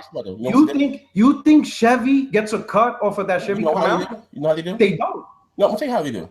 Because you buy the extended warranty. So they're still able to make some of that money. No, but that warranty doesn't come. No, that warranty, if the dealership, if that Ford dealership gives you warranty, it doesn't come from Chevy. It comes from that dealership. Well, I'm just saying, Chevy doesn't get a dime. No car company gets a dime from used cars. I'll give you an example. It's just like games. It's just like games. I'm gonna give you an example, right? I got a Corvette. I love them Corvettes, right? Yeah. I got my Corvette 14 from. They had one in this dealership here. When I at the corner, Prestos and shit. Not the corner, but now. So, but when I go to there, or whatever the case, to save something, I got a sensor or something in my Corvette or whatever. I go to Chevrolet, boom, fixes it. Cost me a goddamn dime. And I got that goddamn car from Roscoe's Chicken and Waffles. Okay. You know what I mean? But then that's something they did specifically then. They did that. Because if you go to all the car dealerships, they'll give you a warranty, but that's the only place you'll be able to fix it. Or like let's say if you buy a Chevy at a Ford dealership or used Chevy, Ford will honor the warranty. That means you could go to any Ford dealer to fix a Chevy. But that's because it's their shit, it's their property now. They're the ones that honor it. Going back to the original thing, let's be real. I'm not buying. I understand what I eat. Don't make nobody shit. I'm not buying a console or a game and thinking about flipping it 2 weeks later, or some secondhand used shit. You know what I mean? I'm just saying, as a gamers, we would have gained. How you say? I guess again, we would have gained so much more from this way because again. I know some people are on Facebook and doing that thing, but I say at least about 85% of us are at the whims and limbs of GameStop and what they do and how again. Look, example. You remember the game Murder Soul Suspects? Yeah. That game released on a Tuesday. That developer closed by Friday. Yeah. And again, and we just talking about for this company or this gaming thing that I love for it to grow and for it to thrive. Something has to change. That's all I'm saying. You know what I mean? Maybe it's the lesser of the two evils, and again, maybe it doesn't really affect me. And I understand what I eat doesn't mean I don't really trade games, and I just keep it. If I got it, I'm more like I said, a collector too. You know what I mean? I at one point I had a crazy collection. I don't have any too much of this stuff anymore. So put it back, whether I play it again or not. But I'm just saying the gaming thing that I love, what you love, what we're all about. These smaller companies. Well, look, with Hellblade, I'll give you an example. Hellblade, great game, right? Awesome game, right? You'll probably never see a physical copy of that game. No, you won't. You know what I mean? But that's a choice, though. Okay, here's the thing, though, right? You see what I'm saying? Like me, I got Horizon Zero Dawn physical. I got a lot of physical games. You see, here's the thing. Gaming doesn't have to cater to one specific mindset. Like you don't do the whole trading games. Let me finish. Let me see where I'm going, okay? This is what I mean by that. You got and again, Hellblade, something small team, doesn't have much money, right? The only way that they can compete, here's the thing now, the only way that they can compete, or maybe trying to make a profit is only releasing the game digitally, okay? Okay. They can't compete in a big market next to the Ubisoft or whoever the hell inside GameStop with shelf space, shipping, taxes, putting shit on this, all that shit costs. They're going to cut out the middleman, go straight to you, you know what I mean? So now again, but you don't have the option to trade that game. You know, I'm not saying you can't come, but right now you don't. You know what I mean? Especially dealing with Sony. You don't have that option. You know what I mean? So True. That's the way that, like I said, the market is going to have to go. And again, with console gamers, we're so much, like I said, into consuming and buying things digital now any goddamn way. We're slowly transitioning from this to now. This is something Microsoft been talking about. I remember since the sixth generation that, especially Bill Gates, that physical format, whatever media is a dying format. They've been talking about that shit forever. You know what I mean? And I think, like I said, it's console gamers. I don't know. Are we still dealing with generations? I don't know if we can still deal with generations, but moving forward, you know what I mean? Even with Sony, those guys are now selling just as much stuff digitally that they are physical in stores. That's with everything. You know what I mean? That's just the way that we're going. I'll say this: we're not losing physical games anytime soon. It's probably not going to. This probably won't even happen in our lifetime. You want to know why? Because I look at the music industry. If there's any industry that could get rid of physical media, it's the music industry. Because we listen to music on our phones. Yes, sir. Right? And it doesn't take a huge infrastructure. Like, we don't need high bandwidth internet to download a song or listen to a song. Sir. All you need is 3G. Yes, sir. So for music, the infrastructure is there. Where we want to see gaming go, the music industry has it. Where everybody has access to a game device, and we have the network to easily use it. The music industry is there. They listen to music on phones over 3G. That's all you need, all right? Yet in 2016, 56% of album sales came from physical media. And what year was that? Last year. No, last year. Think about it. Music can't even get away from physical media, and everybody's phone is a digital thing. Completely. I'm not saying it because you still need the mom and pops, whether they get inside to sell your heart. But 56% is more than mom and pop. That's more than half of your profits. And this is music. Like, who the fuck has a CD player? But yet somebody's majority of stuff. The point I'm trying to say is this DRM screwed over one group to make happy another group, when the truth is you can still implement a lot of these features and everyone could be happy. You can still change your games digitally. You can technically, whatchamacallit, if you buy your games digitally, what? How do we help the developers? That's what's dying. The developers, this is my thing. If developers want their shit products, they're gonna have to make games that attract to people. I personally don't believe is to use game industry killing these people. You know what my opinion is? My opinion, what's really killing the industry is these 1 or 2 game fucking console owners, and that's the majority of console gamers. They buy a console and they only play Call of Duty and 2K. That's it. But they don't play nothing else. That's it. It's normally the small hardcore that buy. If anything, the guys who one of the main reasons why refunds, trade-ins are multi-billion-dollar industry, because those are the guys that constantly buy new games day one. They go in, they buy a new game, they come home, they beat it, they go trade it in with credit, they put it towards a new game, they buy a new game, come home, and they repeat the cycle over and over. To me, the biggest threat is a dude that pays a console, right? Be like, oh shit, 63 million PlayStation 4s have been sold, yet 20 of them, the only thing they're doing is 2K. 20 million, 20, 30 million people, that's all they play, 2K. So what's the gap? And every agreeing with Phil said. No, not just because it's multiplayer. It's just simply because they like basketball. That's it. That's all they play. They play basketball. No, not multiplayer. Basketball. That's all they care. Whether it's exclusive or multiplayer, it's 2K. That's all I care about. They don't care about shooters. They don't care about RPGs. They don't care about new IPs like Hellblade. They don't care. What I've been saying from the beginning, that again, we praise how great how you say Horizon Zero Dawn was, how great the Nintendo guys say Zelda was. But if you look at the NPD, you're going to see the same 10 multiplats month after month after month after month. But wait, hold up. But that's changing a bit. Because right now, the 4th highest selling game, MPD, for the year is Horizon Zero Dawn, and the 10th is MLB. Now keep in mind, these are 2 games competing with games that are on multiple platforms. You can only buy Horizon on one platform, and you can only get MLB The Show on one platform. So they are competing with multiplats that you can get on Xbox, PlayStation, and PC. You understand what I'm saying? Now, on the PlayStation platform itself, Horizon's the #1 selling game this year so far. It's an exclusive. You see what I'm saying? So exclusives does have some weight. No, it's now not, the reason why multi-plat is that, because when you combine every platform, then yes, a multi-plat will most likely outsell an exclusive that's only on one platform. That's just total boot score. No, but Horizon, you know, in fact, there are 3 exclusives in the top 10. What month did Horizon come out? What? What month did Horizon came out in February. All right. Is it still in the top 10 NPD? What? Is it still in the top 10 NPD? It was last month in June. And it's just so the Horizon been in the top from March, April, 4 months straight, 5 months straight. It was going up and down between the two. Okay, but this is what I'm saying. But you're gonna see that. But here's the thing. When you say, yeah, well, of course. But you, Grand Theft Auto, you can see that. But understand, all those games are combined platform sales. Horizon's on its own with one platform. Well, it's competing with but so I'm saying, let me put it this way. I'll put it this way. I'll say this: if Horizon Zero Dawn was a multi-plat, it probably would be month to month on every MPD also. If it was also available on PC and Xbox, because those sales will add to the total score too. The #1 selling game on PlayStation, just strictly that platform at MPD to this day.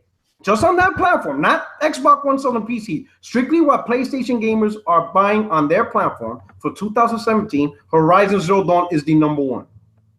Not 2K, not Madden, not Grand Theft Auto, not even Ghost Recon, Wildlands.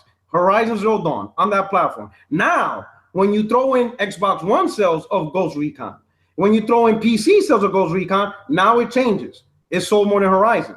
But Horizon can only do so much on just one individual platform, you know. So if you want to look at the impact of an exclusive, look at it from that exclusive on that platform. I'll let you go on your tangent. That's not what I'm saying, your brother. All right, this is what I'm saying. At the end of the day, right? You have what I'm saying overall, and even when they break the top 10 down for whatever the case, I don't know if they still do that, but the top 10 for the PS4, the top 10 for the Xbox, top 10 for whatever the Wii or the Switch, right? And you look at the top, even I understand MPDs for the sales combined, right? But what I'm saying is when you look in the top 10, whatever. Now, what month is this? December? I'm sorry, this is what, August, I'm sorry. Yeah. This game came out when? Well, Horizon? Yeah, March. February, like the last week of February. Say March, right? March? Yeah, March. Yeah. You're not going to see Horizon in the top 10 next March. Not going to be in the top 20. But you will see that Grand Theft Auto 5. But you will see that NBA 2K. But you will see that Call of Duty. It's going to sell all year long.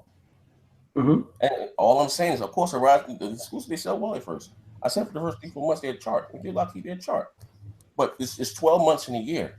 So a year from now, when that game was released, you're not going to see it in the top 20 at all. But you will see those same 10 multi-plats. Fuck man combined, they're going to be there. So Grand Theft Auto is still there. Minecraft is still there. That doesn't change. You have 12 months in a year. You know what I mean? So, and again, I will always say, 3 4 months, whatever the case may be, cool. It's a good game. It's a big game. Same thing with Halo. What's it called? Great game. I don't know. It sold 5 million and how many months? It's a good game for them on that side. But it's a year. You have 12 months in a year. You're not going to see that same game in the top 10 a year from now. It's not happening anymore. Not exclusive. Don't hold the weight that they once did back in this 5th, 6th generation. It's not the case anymore. You know why? It's asking the gamers, we consume so much and games release, and we get, again, at least once a month, we get a new multi-plat. We on to the new. Bam, new multi-plat. Whether it's, what's that shit? What's that new game from Activision? What do you call that shit? Not Battleborn. Overwatch, and you know what I mean? You're going to see those, now it's going to be PUBG. You're going to see this month after month. Exclusives, you get once. Big ones, you get once every 3 to 4 months. But let me ask you this. Yeah. Right? You said we get multi-plats every Tuesday. Yeah, but when you look at MPD, but it's not the same multi-plats every month. It's always the old multi-plats. It's the 2K, Madden, Grand Theft Auto, Call of Duty, Battlefield, and that's it. What about the Watch Dogs? Nothing. What about fucking? You know what I'm saying? You know what I'm saying? There's a shitload of multi-plats that make no noise at all. What multi-plat? There's a lot of multi-plats with a huge multiplayer aspect of it doesn't make any. But that's the same 10. So you're telling me console industry? That's what I'm saying, brother. No, so you're telling me the console industry is built on 10? So only 10 games matter for gaming. That's it. Just 10 games. But that's what you're saying because it's the same multiplats month to month, so nothing else matters. So it's just Call of Duty, Madden, basketball, Overwatch, Grand Theft Auto. Nothing else matters. Impact that they once did. It'd be more. Listen, if you don't understand what I'm saying, all right? Look at the number they attach rate for how many people? You want to say 60 million PS4s out in the world? Yeah. You know, or whatever the case may be. Out of that, how many do you think bought Horizon? At 4 million? How many? Listen, compared to that, how many do you think bought Grand Theft Auto? And you see where I'm going with this. Okay, so let me ask you this. I didn't say it was made. I didn't say it didn't matter because I'll say this again. Exclusives are what give a console its identity. Yeah, I get it. Let me ask you this. Nintendo. I understand Nintendo. You love the exclusive. Fine, you like that stuff. But you know, what I mean, it's what you need something else to sell her. Okay, so let me ask you this. So multiplats, all right. Multiplats is what matter. Okay, got it. All right. I mean, no. That's fine. But I mean, all of it matters. You can't have one without the other. Okay. All right. Well, let me say this. Do you think the PlayStation will be as successful if it hasn't been if it didn't have any multiplats? No, of course not. You need multiplats. Okay. I know this. You need third party. I get that. But here's the thing. All right. What do you think will hurt Sony more? Every platform. If they were to lose those exclusives or lose those fucking multiplats, what do you think will hurt them more? I think lose multiplats. Okay then. Okay, I agree. So let me ask you this though. All right. Every platform. All right. Every platform has multiplats. All right. Yes. Okay. Every platform multiplats. So if I could get Call of Duty on the Xbox and Call of Duty on the PlayStation, they both on there. Yes, sir. And then on the same next to that shelf, you got Sea of Thieves, and on the right you got God of War. Which combo sounds better? Call of Duty, Sea of Thieves, Call of Duty, God of War. To me? Yeah, you know what I'm saying? No, for in general. I'll put it this way. I'll throw it this way. I'll throw a wrench ball. To me? I'll throw a wrench ball. To you?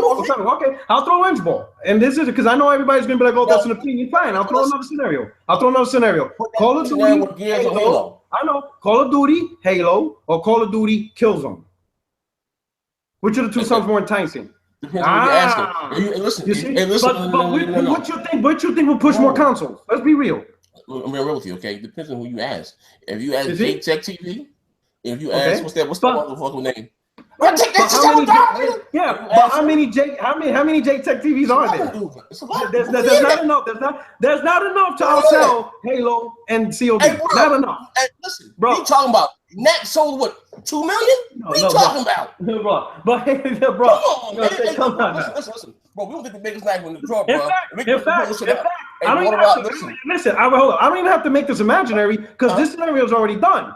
Okay. PS3 360, Halo, Gears, and Call of Duty, or Call of Duty, Resistance, and MotorStorm. Guess what people went and bought? They bought the fucking Halo. They went after Halo, Gears, and Call of Duty. They didn't go after Resistance and MotorStorm. Listen, let me tell you something. They were like, I don't. Here's the thing. So that's not even an opinion. That happened. Listen to me. I'm gonna say this again. Maybe you can understand. Okay, now I'm gonna talk like I talked to them from BGST. Listen, maybe you can understand what I'm saying. I didn't say exclusives weren't important. What I'm gonna tell you right now, there's no exclusive on the Xbox or the PlayStation that would ever really outsell much more than a major multiplat. That's just a fucking fact. Well, that's fine. Okay, that's not even up for it. Okay, men lie.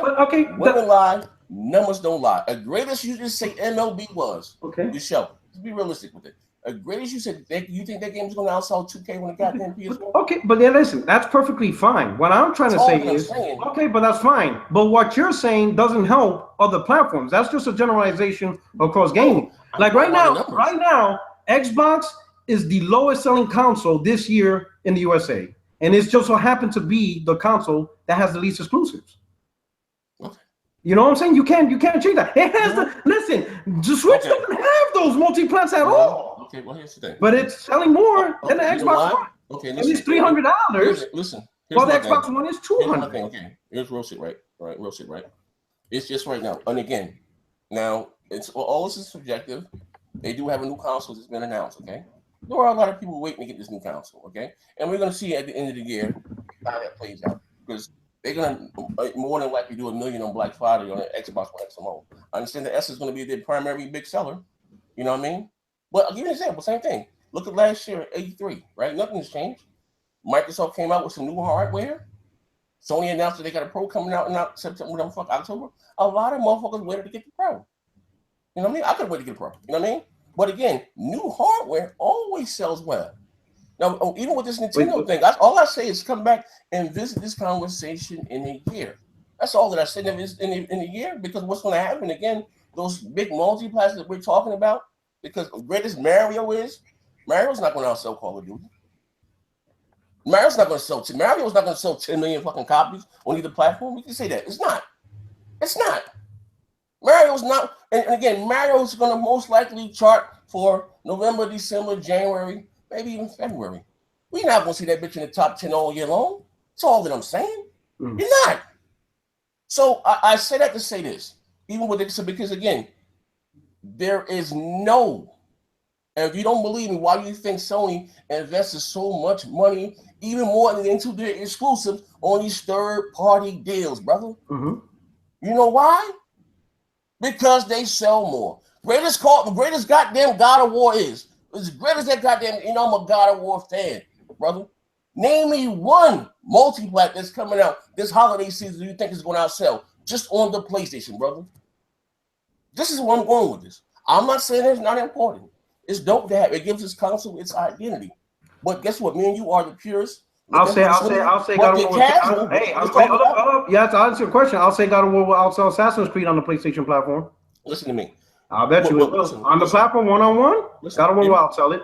Let's be realistic, okay? I'm being real. I'm being real. We're gonna deal with numbers, okay? All right, like I said, PUERTOROCK, I'm not your average bear. We're gonna deal with numbers here, right?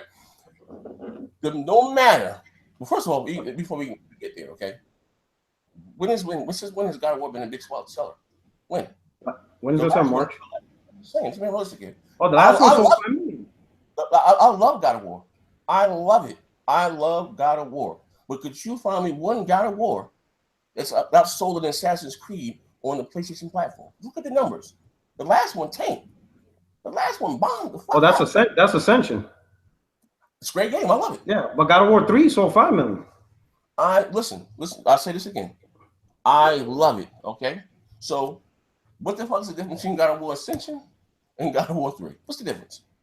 Same shit. Oh no, people were getting tired of the formula by the time Ascension came out. That's why they changed it up with this new one. They couldn't go with the old formula. Ascension came out like 2 years after God of War 3. But you know what's crazy, PUERTOROCK? This is the crazy part. What's up? I'm hearing more people that said they were God of War fans. They don't like the new direction of the new God of War. I love it. I think a game has to grow and evolve. That's one thing. I'm gonna be real. When I heard, this is just from my perception. The majority of the people that said they don't like the new direction, I'll be honest, are like pro Xbox dudes.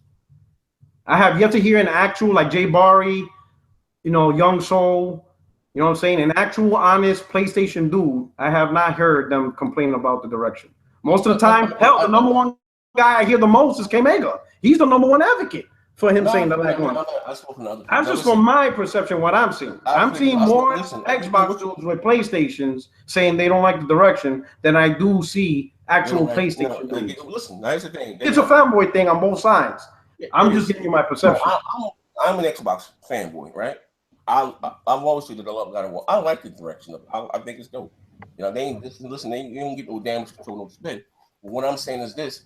It was being realistic. We're just talking about normally wise. Like I said, God of War has never been a big, huge game for Sony. Yeah. You know what I mean? It's not. I think it's dope, and I love it. I think God of War 3 probably one of the greatest game ever. The fact I went and killed all the gods, and I didn't get up on the series until 3. You know what I mean? I had to go back and double dip. You know what I mean? Because by the time God of War released, I was already. I think God of War came out in 2005. Yeah, 2005. Yeah, I was on the 360 and I was done with the PS2. You know what I mean? I was, So I was, So I came to the series late. I see people play it. I thought it was dope, but I was I'm not buying a PlayStation 2 all over the place. Goddamn, I'm not gonna do that. You know what I mean? I'm all about the graphics. So, but again, I said it to say this. And again, if you go back to what I'm saying, well, even anything that game is going to be better. I hope that it sells well. Hope guys go out there and support it, whatever it costs. I hope they make their money back. But and again, in this climate, in the state that we're in, as far as gaming, I'm not even saying that it's healthy. I'm just saying, games like Mario or or Sonic or whatever. They don't. Those platformers or those icons. They don't hold the. Maybe I know what it is. Okay, now this is what told. I'm paraphrasing. Now listen, you know who you are. If I'm not saying what you word for word, you're saying word for word. I do apologize. I'm kind of paraphrasing this. Okay, this is coming from somebody within the industry. Okay, listen to this like this, right? Is that the reason why Mario's and the Sonics and all that shit sold so well back in when we were younger? Because we didn't have as many games releasing. You know what I mean? So those exclusive back then could complete, how you say, with the whatever multiplats, you know what I mean, whatever, because you didn't have that many games releasing from that many companies, you know what I mean? Look, I'll give you an example. If you don't believe me, look at EA. When you think about EA back in the fourth, fifth, and sixth generation, not until like with the seventh, what do you thought? What do you think of EA? What do you think about EA as far as what? It was mostly sports games that I remember. Right? Madden and Live. Madden and Live. Soccer, hockey. Honestly, the sports games, Medal of Honor, but EA didn't really throw their hat in the ring until they acquired BioWare and they grabbed DICE and they started giving you everything that we have now. You know what I mean? So they're making a whole bunch of other stuff outside of Madden and and Live. You know what I mean?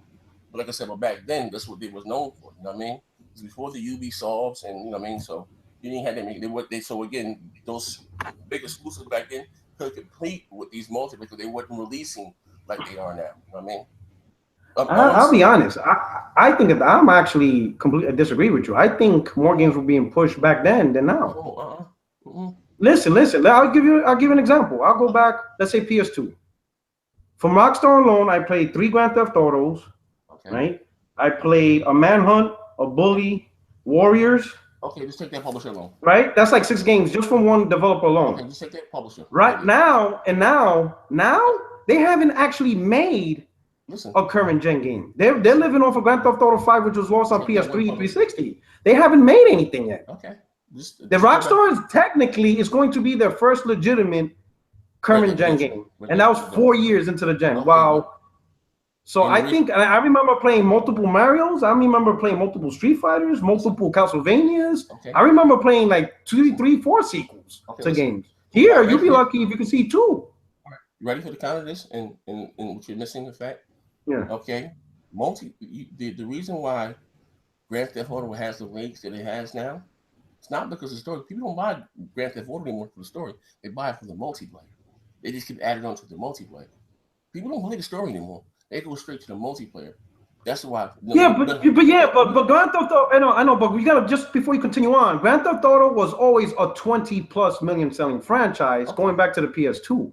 Okay. So it's not like it was a slouch when it started. That shit was always the number one selling game. It's like 70 million. You see what I'm saying? I know that, but what I'm saying is the franchise started out, at least with Grand Theft Auto 3 when they went full 3D, it started out selling 20+ million. I'm not negating that. I'm just letting you know the reason why they're not releasing another one. I'm just saying, but the point is, sure, they're making more money, but the point still stands. They made a lot. They're not making nowhere near the amount of games. Okay, but listen, also you got to look at the parent company who owns Rockstar. Take-Two. And what does Take-Two put out now? Oh, yeah, under Take-Two. What did they put out? They put out 2K and wrestling.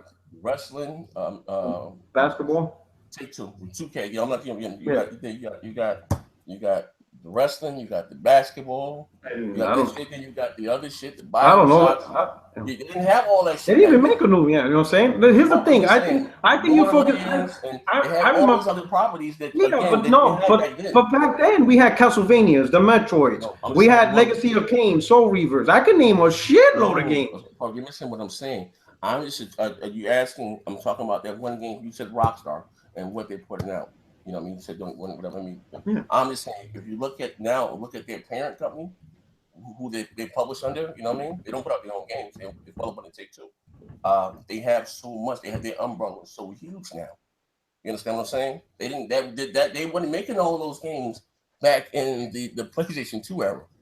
They wasn't, or the PlayStation 1 era. Or whatever, what you just want to do with the PS2. They wasn't making, like I said, the wrestling, basketball. Yeah, but that has nothing to do with Rockstar. Rockstar has sub-developers. They have like 6 or 7 developers under them. So whatever Take-Two, whatever that's like saying, look at Take-Two. Take-Two would be like Sony. They're the publisher.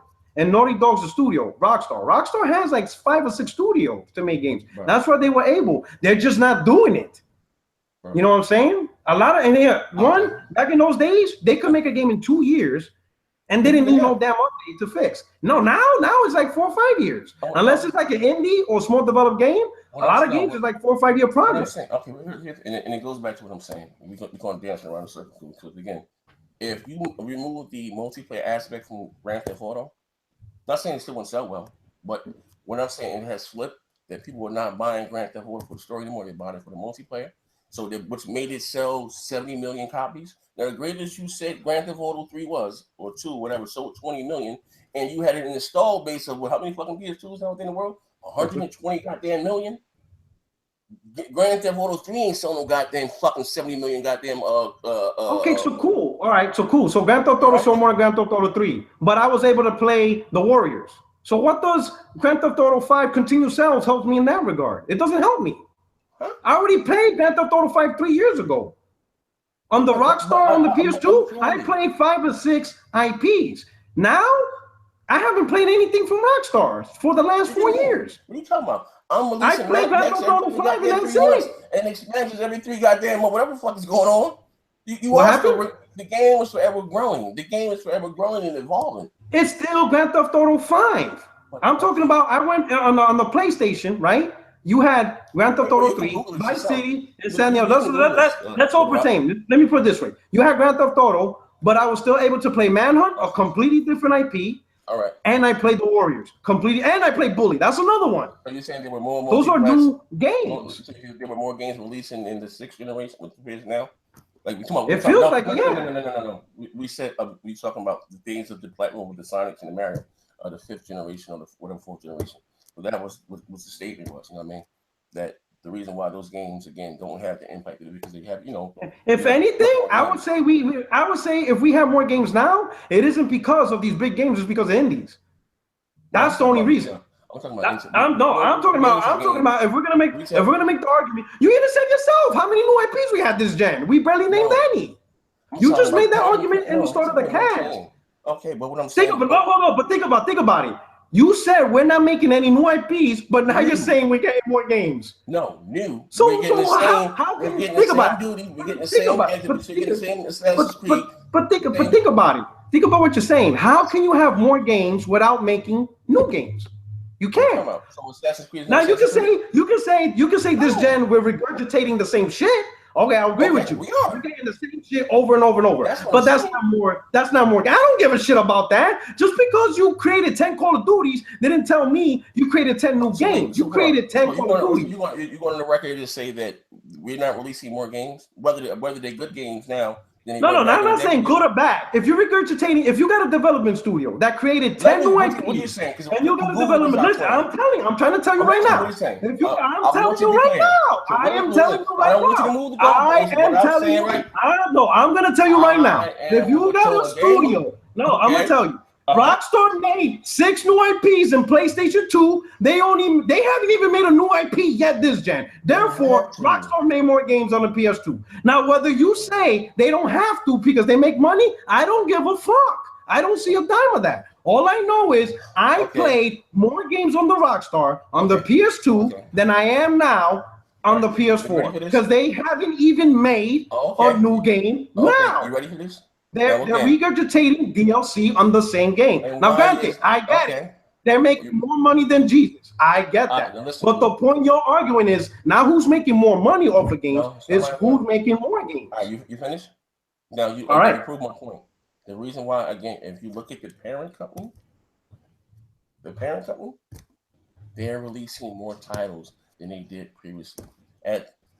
What have they released? You can't even name them. We named name them right now. We named wrestling. We named 2K.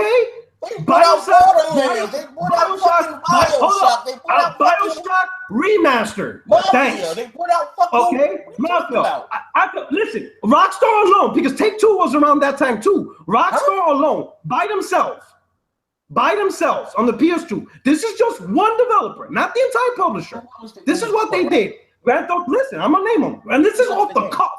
Not even looking at Google, off my brain cell. Listen, publisher, anybody could publish a fucking game. I'm talking about development. Rockstar developed Grand Theft Auto 3, San Andreas, Vice City, Manhunt 1 and 2, Bully, The Warriors, 7 games off the top of my head. Okay. From one developer. That still didn't stop Take-Two from making other games. Listen, Sony is a publisher, right? Listen, Sony's a publisher. What the fuck Naughty Dog doesn't stop Santa Monica from doing their own thing. Listen, all right. That's what I'm saying. I look, maybe you understand it like this, okay? All right. Who makes Destiny? Bungie. Okay, right. Who's Bungie's publisher? Activision. All right. Okay. So Activision releases what else? What do they have? Call of Duty. What else? Fucking, I don't know. A lot of shit, right? A lot of shit, right? I guess. Yeah, I guess. Okay. All I know is they fucking, to be honest, when I think of Activision, I think of fucking Call of Duty. Okay, all right. Because again, they're making less shit. Okay. Now, if you ask me back in those days, I remember they made a lot more games during the PS2 days. Activision owns a lot of shit, but I'm just saying, we don't keep it simple, okay? And I think they have shit, like they have a parent company for PC, so they make PC shit. I think like, whatever the fuck. Yeah. Well, what I'm saying is in the day was because they had some that still that Sony imprint. And under Sony, you may have Epic Records. Under Epic, you may have Columbia, this, that, and the other. They all fall under here, the big parent company right here, right? And the parent company, you know what I mean?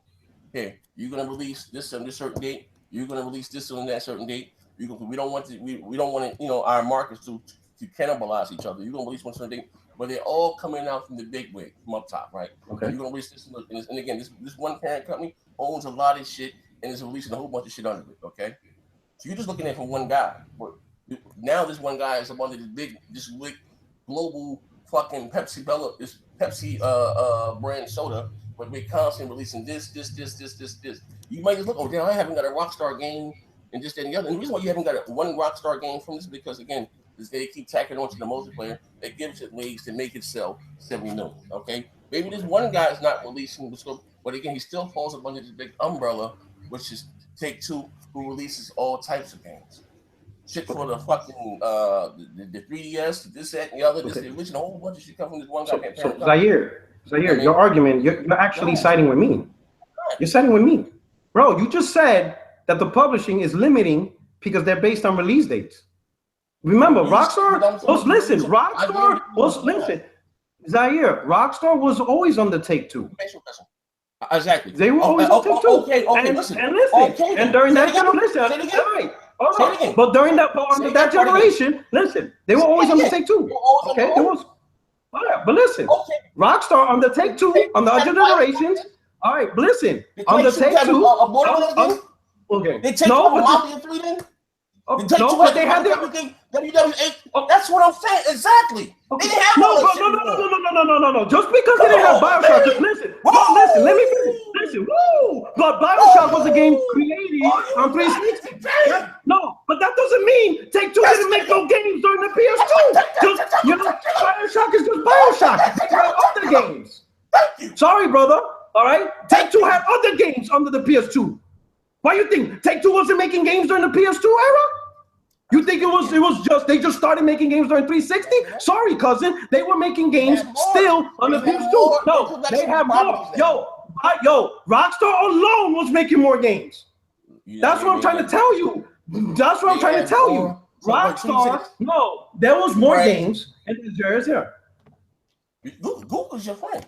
Just look how many games Take-Two published now, and they published back in the PS2 fucking generation. You see what I'm talking about? Google's your friend. That's not even arguing that they don't have more intellectual property now. It's crazy as hell. What are we doing here? What are we doing? You gonna say now that Take-Two had more intellectual properties back then than they do right now? What are you talking about? We ain't gonna do that now. Come on. Listen. I'm telling you now.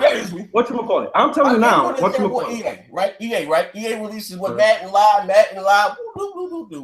Now EA releases Madden Live, FIFA, fucking Mass Effect series, fucking the Dragon Age series, fucking Anthem's coming out now, fucking the Battlefield fucking series. All these goddamn things that they're into now. But back in the PS2 and the PS1, they were known for Madden and fucking Live. You prove my fucking point. Okay, hold up. Google is my friend, right? Google is my friend. So I'm looking at Google right now. Okay. You mentioned you're giving credit to Mafia. I'm gonna say to this generation. Okay. When do you think Mafia? Stop. You use Mafia. So we're gonna start with there. When did Mafia start? What platform? I believe it was on PC. I remember from PC. No. All right. It was on PlayStation 2. Okay. So scratched off at your list. You understand what I'm saying? A lot of the games that we're hyping or sequels or just follow-ons to PS2 games. BioShock. I'm paraphrasing him. BioShock is a successor to System Shock. Listen, I never heard made by the same developer. Yep. He made System Shock. Yes, BioShock is a successor to System Shock. Okay, well, so is it? Okay, there you go. There you go. Okay. You see what I'm saying? You see what I'm saying? Let's say like Halo ODST is the successor to fucking Halo 3. Okay, right? No, I'm trying to, bro, let me tell you something. Okay, here, let me give you another one. Yes, sir, no, it's Halo ODST a successor to Halo 3. It's part of the franchise. Is it not part of the franchise? Is that part of the franchise? It's Halo 3. Halo 3 now. Halo 3. Hold on. Okay. Hey, when the Halo. Hey, speaking of Halo, what generation did that start? What generation did that start? Motherfucking OG Xbox. Woo, baby! And Xbox still hasn't created a hit that big. Woo! Holla at me, dog. Give me my money. Huh? Woo! Forza. You like Forza, right? You like Forza? Forza. Microsoft has something much more successful than Halo. Didn't we start this podcast? Microsoft has something much more successful than Halo. Didn't you start the podcast saying you have more faith in OG Xbox than you do now? Woo! Did you have more faith in OG Xbox because it had more games? So let me get this straight. We have more games now, but yet you feel you play more games. You said it yourself. You were playing more games on your OG Xbox than you are now. You said it yourself out of your own mouth. You were playing more games on your OG Xbox, which gave you more confidence than what you're getting now. Now you're changing the narrative. What are you doing, brother? Let's go.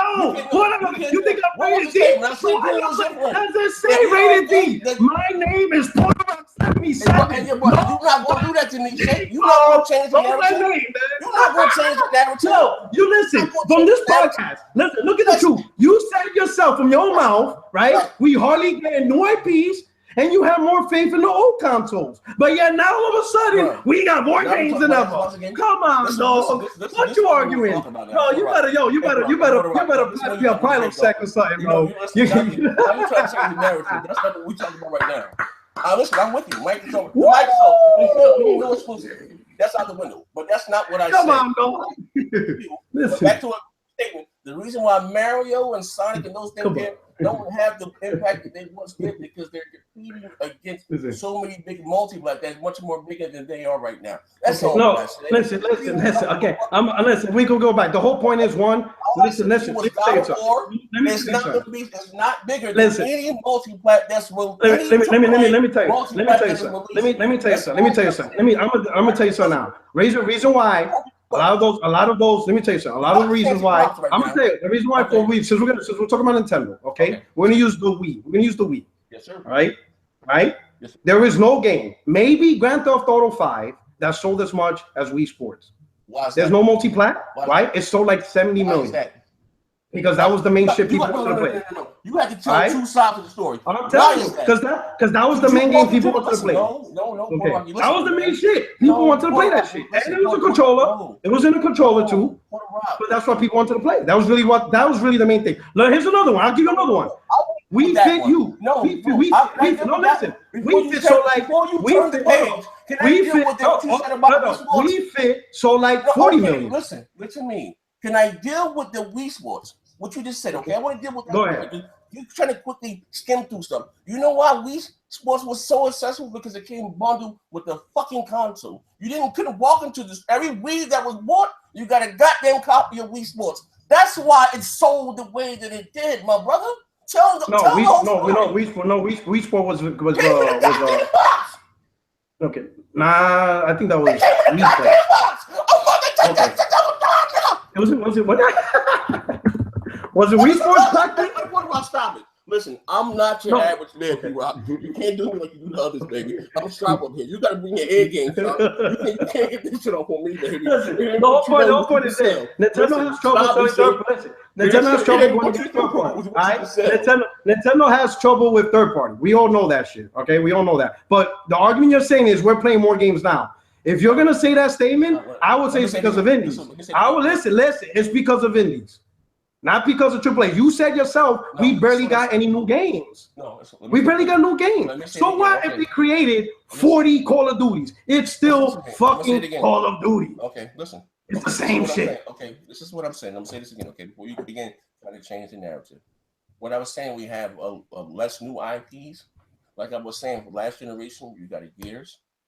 And it goes back to what I'm saying about the used game, where the developers are scared to take the risk. But what I was saying in that conflict, that we have much more, like, newer and intellectual properties for that generation. Okay, that's what I was saying as far as that. I think PlayStation 2 have more. Okay, I could name companies that created 7 or 8 new IPs. Hell, Capcom alone was beasted. Okay, so I could name a whole bunch of companies. Google's a friend. You can look at the number of titles that was released then to what's now, but that's neither here nor there. What I'm saying, in that aspect alone, new games, something new. Like Anthem's going to be new, and hopefully that be big. You know what I mean? Destiny, well, even though Destiny came out on all generations, but it's still, I guess, saving this generation. Okay, that's what I was saying in that aspect right there alone. Okay, but you're still getting. I don't buy them all, but I'm saying these fucking, you know, look on your store, your PlayStation store, see upcoming release, or what's to come out in the future. You know what I mean? There are a lot of those titles there that still, now, I may not like them, I may not buy them, but still that same exclusive that's in your PlayStation store has to compete with that right there. You know what I mean? Whether you bought the Surge or not, I didn't buy it. Boom, but you're still there. You understand? Well, that's what I'm saying in that aspect, in that regard. It's much more. I'm not saying whether they're good, whether they're bad, whether I buy it. It's much more of that shit there, more fluff. You know what I mean? You know, you say cookie cutter or whatever. This is a knockoff for that. Fine. It's much more of that. And to go back, I understand maybe Rockstar itself may have, you know, whatever game, because again, the parent company will take you, you put on a, you know, a schedule, whatever, release whatever, you know, Manhunt or whatever the fucking case may be. Cool. Now they're not going to do it because again, being they Take-Two was so huge, you know what I mean? Instead of how you say buying or developing their own talent, they acquire smaller companies, suck them up, gobble them, make them part of their, how you say, the Pepsi Cola, you know, brand. Put out. Look, same thing what they did with what's that goddamn game? Eleanor. You know what I mean? You thought Rockstar, whoever made it, you know what I mean, with some smaller other company that made the goddamn game, which has now went fucking belly up. You know what I mean? But you know, if you didn't do the due diligence, you think, hey, boom, Take-Two over making this game. Nah. Hey, let me help you out here. That's all right. I'm saying. I know, but I'm gonna break it down. Since you use Take-Two as the main focal point, so we're gonna talk about it right now. This is their products. These are the franchises they own. All right. You know, whoever developed them, this is what they own. BioShock, Borderlands, Civilization, Grand Theft Auto, Mafia, Max Payne, Midnight Club, MLB 2K, NBA 2K, Red Dead, WWE 2K, and XCOM. This is all their IPs, all right? All of them. This is all of them. This is the whole company's IP, all right? Did you make Prey? Let me see, Prey. I don't know. It's not on the list. Let me see, Prey. Let me see, Prey. It's not on the list right here on Google. So let me check out. All right. Let me check right here. Anyway, but these are the games we all recognize. We all recognize these games, do we not? Okay. BioShock started on the 360 PS3 era. And obviously PC. Obviously, we know these games are on PC.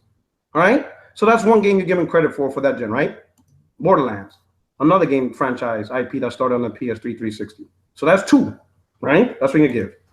Civilization, that shit goes back to PC fucking when this started, in the fucking 91. So that's an old game. But that's primarily a PC game. We'll scratch that off, right? Because I'm trying to help you out here. Grand Theft Auto started on PlayStation 1. Okay. So that's a score for the older generation. Mafia started on PlayStation 2. Another score for the older generation. Max Payne on the PlayStation 2 PC. I don't think that's another IP on the Take-Two, another game that's on the older generation. Midnight Club, on the PlayStation 2 PC in older systems. Another game from that older generation, 2K Sports Baseball on the PlayStation 2. NBA 2K on the PlayStation 2. In fact, this one says Dreamcast. So we're going way back on this one. Red Dead Redemption. Hold up. Red Dead Redemption on the PlayStation 2. WWE, PlayStation. XCOM, old game from the PC. Wait, WWE. So I only named 2 games that started on the 360 PS3. Only 2 from their portfolio. Every other game on their portfolio is pre PS3 360. You're wrong. Okay. How am I wrong? I'm just showing you. I'm looking at the dates these things were at. Okay, listen. First of all, Take-Two games. No, listen. Take-Two did not own the WWE license on the fucking PlayStation 2. Fucking whatever fuck. THQ had it. Or whatever fuck. Or they didn't have that. So whatever you're reading is incorrect. So hold up. So wait, let me get this straight. Oh, that's one error. Okay, that's one error, yo. How is it one error? I just told you that fucking Take-Two did not have anything to do with wrestling during the PlayStation 2. They didn't. They didn't have. But the franchise did. They didn't. They didn't have. They didn't make it. Didn't publish it. Anything. They just acquired that license a few years ago. Okay. So let me get this straight. So they just acquired a game that was already. So they didn't create it. So they didn't create it. They didn't create it. They just bought a franchise that was already done. That's not creating. This generation. You're buying something that was already created. Once again, I say this again. You're saying, well, I'm telling you the things under the umbrella that they put out, because you still missing some games like Prey and some bunch of other shit that they did. It's not even important, okay? Overall, whether it's Pepsi, Coca-Cola, you have all these big companies at top, all right? Because I didn't even mention L.A. Noire. You mentioned that? No, you didn't, right?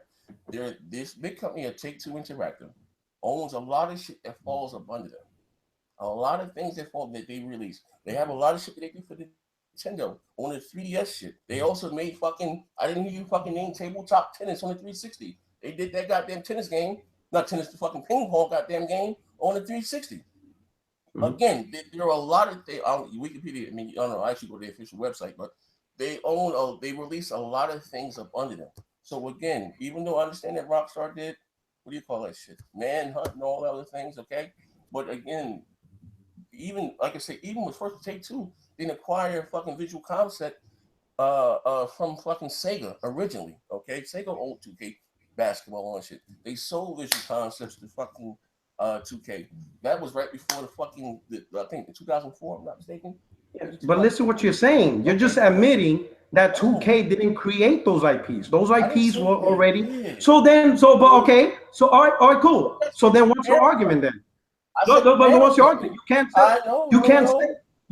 Listen, then what's your argument? You're saying that there's more. You said there's more IPs now, but all the IPs you're talking about, we already had. We already had them. Ask me again. So you're going back to what I'm saying. Why Rockstar, is not releasing shit because they fall up under a parent company that's releasing other shit outside of that shit. And so we're getting less. The parent company itself is Take-Two. Okay, Take-Two has more intellectual properties now than they did in the fucking PlayStation 2 fucking generation. That's not even a fucking debate. Yes, but those intellectual properties we were already playing. So we were still playing SmackDown and 2K plus the multiple IPs Rockstar were making. So my point is we are playing less. We got less. We got less. South Park was them back then too. Why do you think South Park's some new shit that came out recently? No, I said, WWE. Oh, listen, I named 2 legitimate IPs that were created post PlayStation 2. BioShock and Borderlands. Everything else we already had on the PlayStation, plus 3 Grand Theft Autos, plus the Warriors, plus the Bully. Okay, I want you to hold that. We had all these games. Hold on, I'm feeling, brother. You know what I'm saying? That's the point I'm trying to tell you. We had more games back then. All right. We had more. Why do you think we weren't playing wrestling and basketball back then? Hell, if anything, hey, I even got you now. How many football games can you play this November?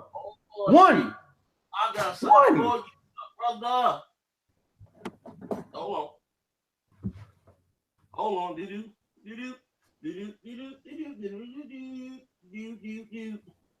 Hold on, I'm coming. I'm coming. Oh my God, I'm on my knees. Oh my God. Oh my God. Here I come. Oh my God.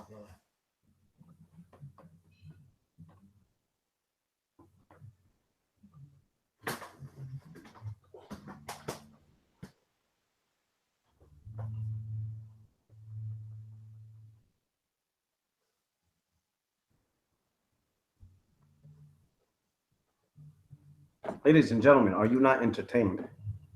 Oh my God.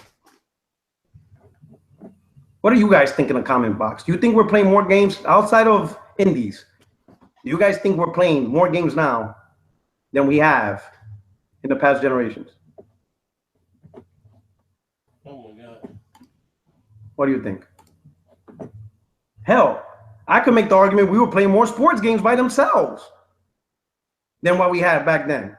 We were playing more sports games back then than we had now. Now, look at the big deal now. It's going to be 2K versus NBA Live 18. Back then, we used to have Shootout, NBA The Life. We used to have 4 or 5 basketball games. We used to have 4 or 5 football games. I'm coming. I can't even find this shit. But anyway. You know what I'm saying? I can't even find it. You're lucky. But Man, I don't know why what you looking for? Oh, I got something for you. If you look, yo, listen. If you're looking for Xbox One exclusives, you ain't gonna find them. So stop looking. Damn, dog. You want to take my word with this one here? Man, you got my. I'm all parched here. Shit. Oh shit. Oh man, fuck it. Listen, bro. Listen. I don't. Listen, yo, Zay, I don't know how to turn it. Hell, anyway, I remember back then. Yeah, listen. Back, yo, bro. Back then. Yo, bro. Back then, we used to play more sports games. We used to have more choices in sports games by themselves. Okay. Well, listen. Right now, we only got Madden this year. Back then, we had Madden. We had 2K football. We had NBA Gridiron. You know what I'm saying? We even Sony had exclusive football games with 99 Studios, right? Basketball, we used to have NBA Shootout. We used to even have NBA Big and all that shit. EA Big. We used to have a lot of shit back then. We used to have college sports. We don't even have that anymore. Mortal Kombat. The shit doing Mortal Kombat, bro. Don't even give 360 credit for Mortal Kombat. You bugging. Because I was playing that shit on fucking my Genesis. You bugging, bro. Yo, you better not bring more. My man trying to get 360 credit for Mortal Kombat. I was doing fatalities on my fucking Sega Genesis. Yo, you bugging on that one. Street Fighter, that shit goes back to. All right? And I don't play bro, I'm telling you. And there's much more than this, all right? There were more IPs back then than there was now. There were more IPs. I just grabbed a few, all right? All right. My man said Mortal Kombat. That shit started on that shit was Genesis and Nintendo, bro. Can you still hear me? I'm sorry, I'm muting my mic. Can you still hear me? What's up? Yeah, I got it. I didn't know I was talking to him on my mic.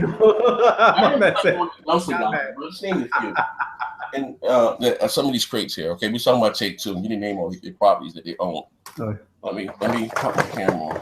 Just see if they think that I'm lying. You know what I mean? All that shit, right? Do I put it out? I'm an honest man, right? I'm an honest black man. Some of the properties I'm saying this is be accused that they didn't own back in the PlayStation 2 thing.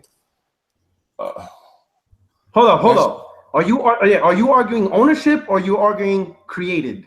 There's two different points. Right. Because listen,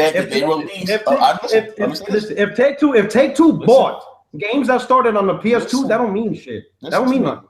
Because I was already playing them. Okay, you was playing Oblivion on your PlayStation 2. Okay, what? Were you playing Oblivion on your PlayStation 2? Oblivion? No. Yeah. But let me ask you. So hold up. Oblivion is Oblivion is what though? 2K. What's the name? What's the name? What's the name? Oblivion? What's the name? What's the franchise? What's the franchise called? What's the franchise? Oblivion. Please refresh my memory. No. Oh, Elder Scrolls. Oh, you know I was playing on my OG Xbox. Once again. No. Stop. Are you ready for this? No. I'll let you speak. You brought up Oblivion. It's Elder Scrolls, right? Okay, I'll let you speak. Xbox OG had Morrowind. I was playing Morrowind, which is Elder Scrolls. Okay, listen. I said again. So pick another game. Okay, so what I say again.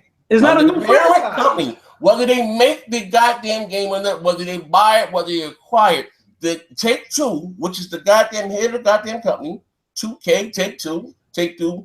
Bethesda actually falls under 2K. 2K doesn't falls up under fucking Take-Two, right? So if you see 2K, same thing as Take-Two, okay?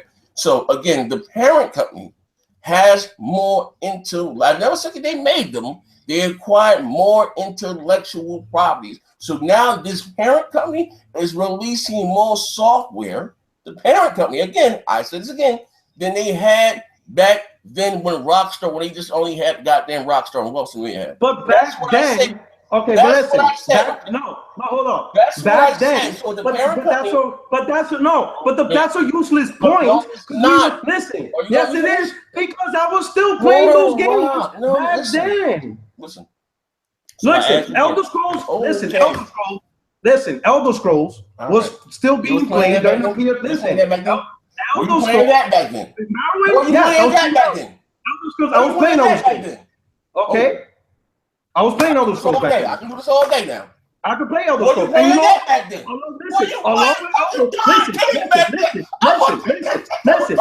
Listen. Let's play money back. Elder Scrolls.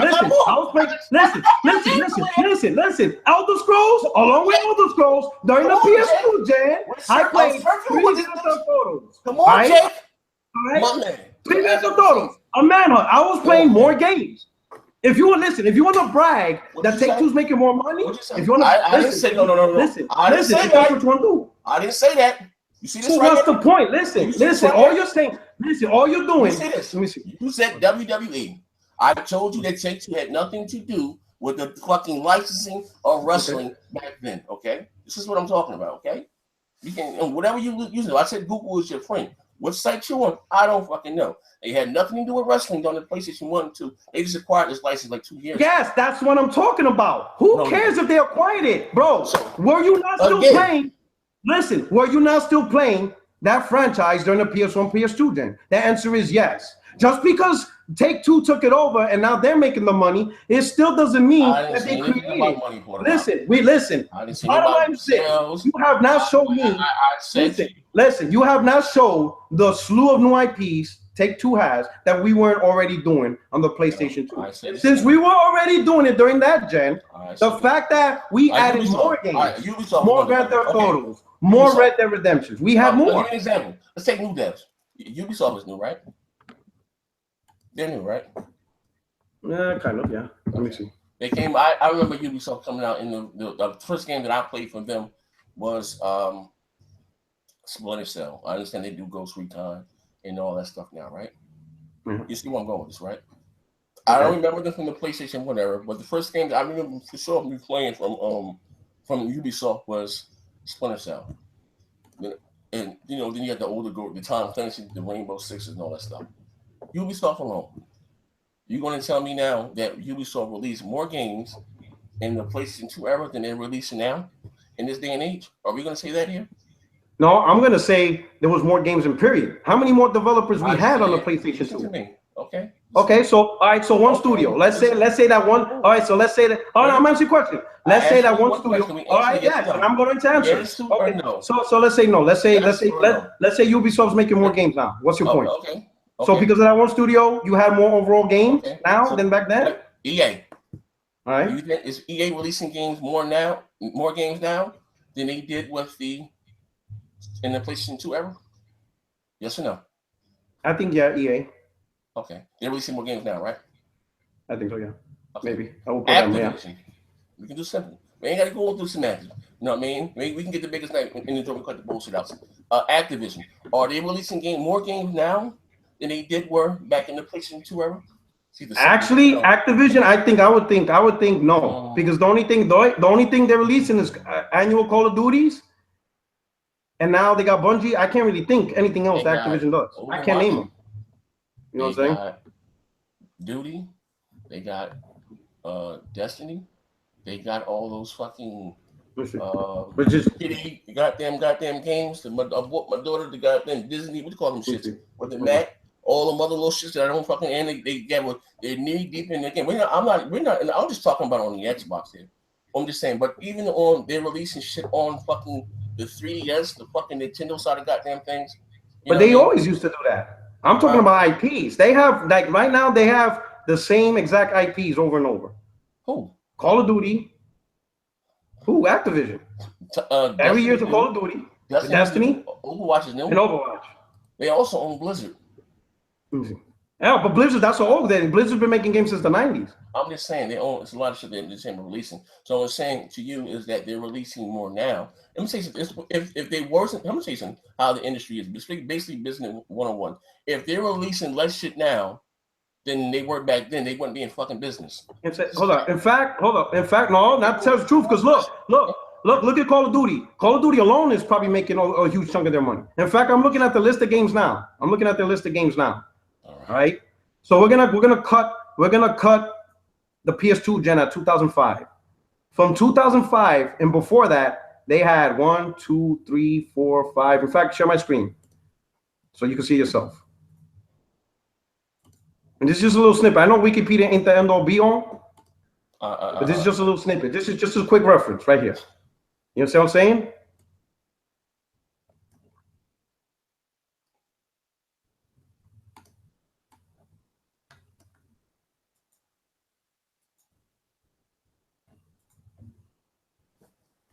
And then the funny part is, Call of Duty series actually began during the PS2 gen. Yes, sir. You see what I'm saying? But they really take so from the early, I'm not even I would look at fact shit. Look at all they done in the 90s and in the early 2000s, and then starting from 2006 on, this is what they have. You know, I'm talking about they had a lot. They got less IPs. They actually got less. They actually did less. They had a lot of smaller. Yes, look. Okay. This is less.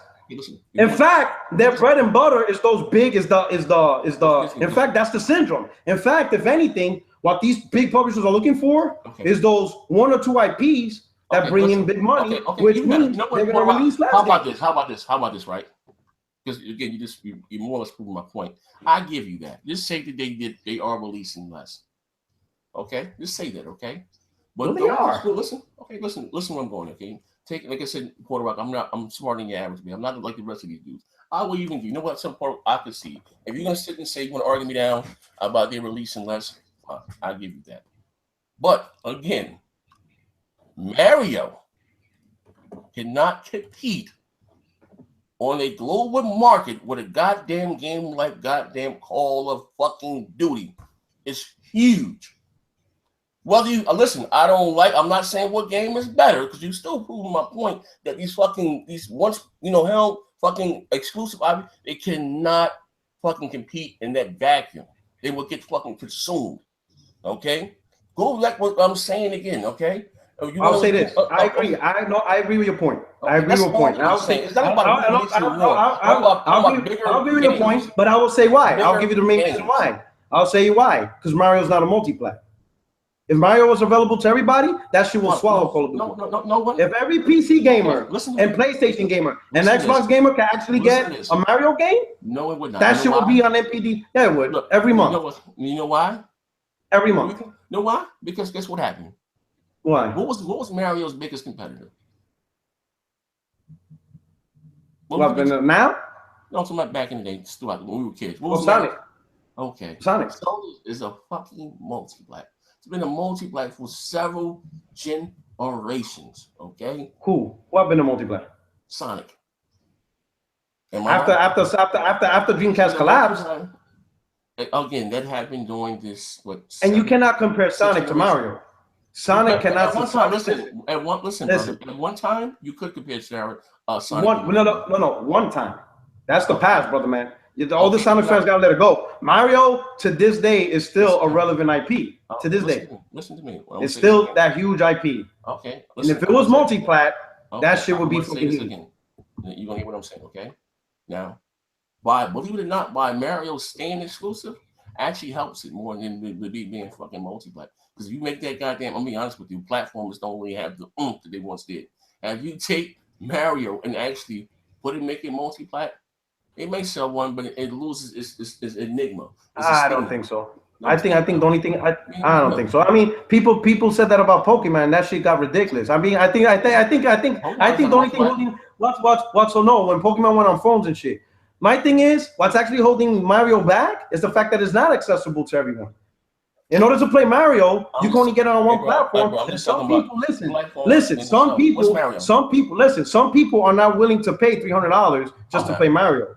But if it was on your platform that you already owned, yeah, people will pay the $60. I'm just talking $60 to play Mario? No, it's bigger than that. You know how many kids have Xboxes and PS3s but don't have a Nintendo platform? Parents will buy Mario for their kids easily. Listen to me. I'm gonna say this again, okay? It's not remove the character. Take that. It's the genre of the game that is a platformer. Ain't no platformer outperforming no shooter, bro. I agree. No, listen, you're right. Genre, I agree with that. I agree. Genre to genre. Yes. Hell, platformers, I agree. But this isn't just any run-of-the-mill platform. This is Mario. I know. So I'm not talking about platformers in general.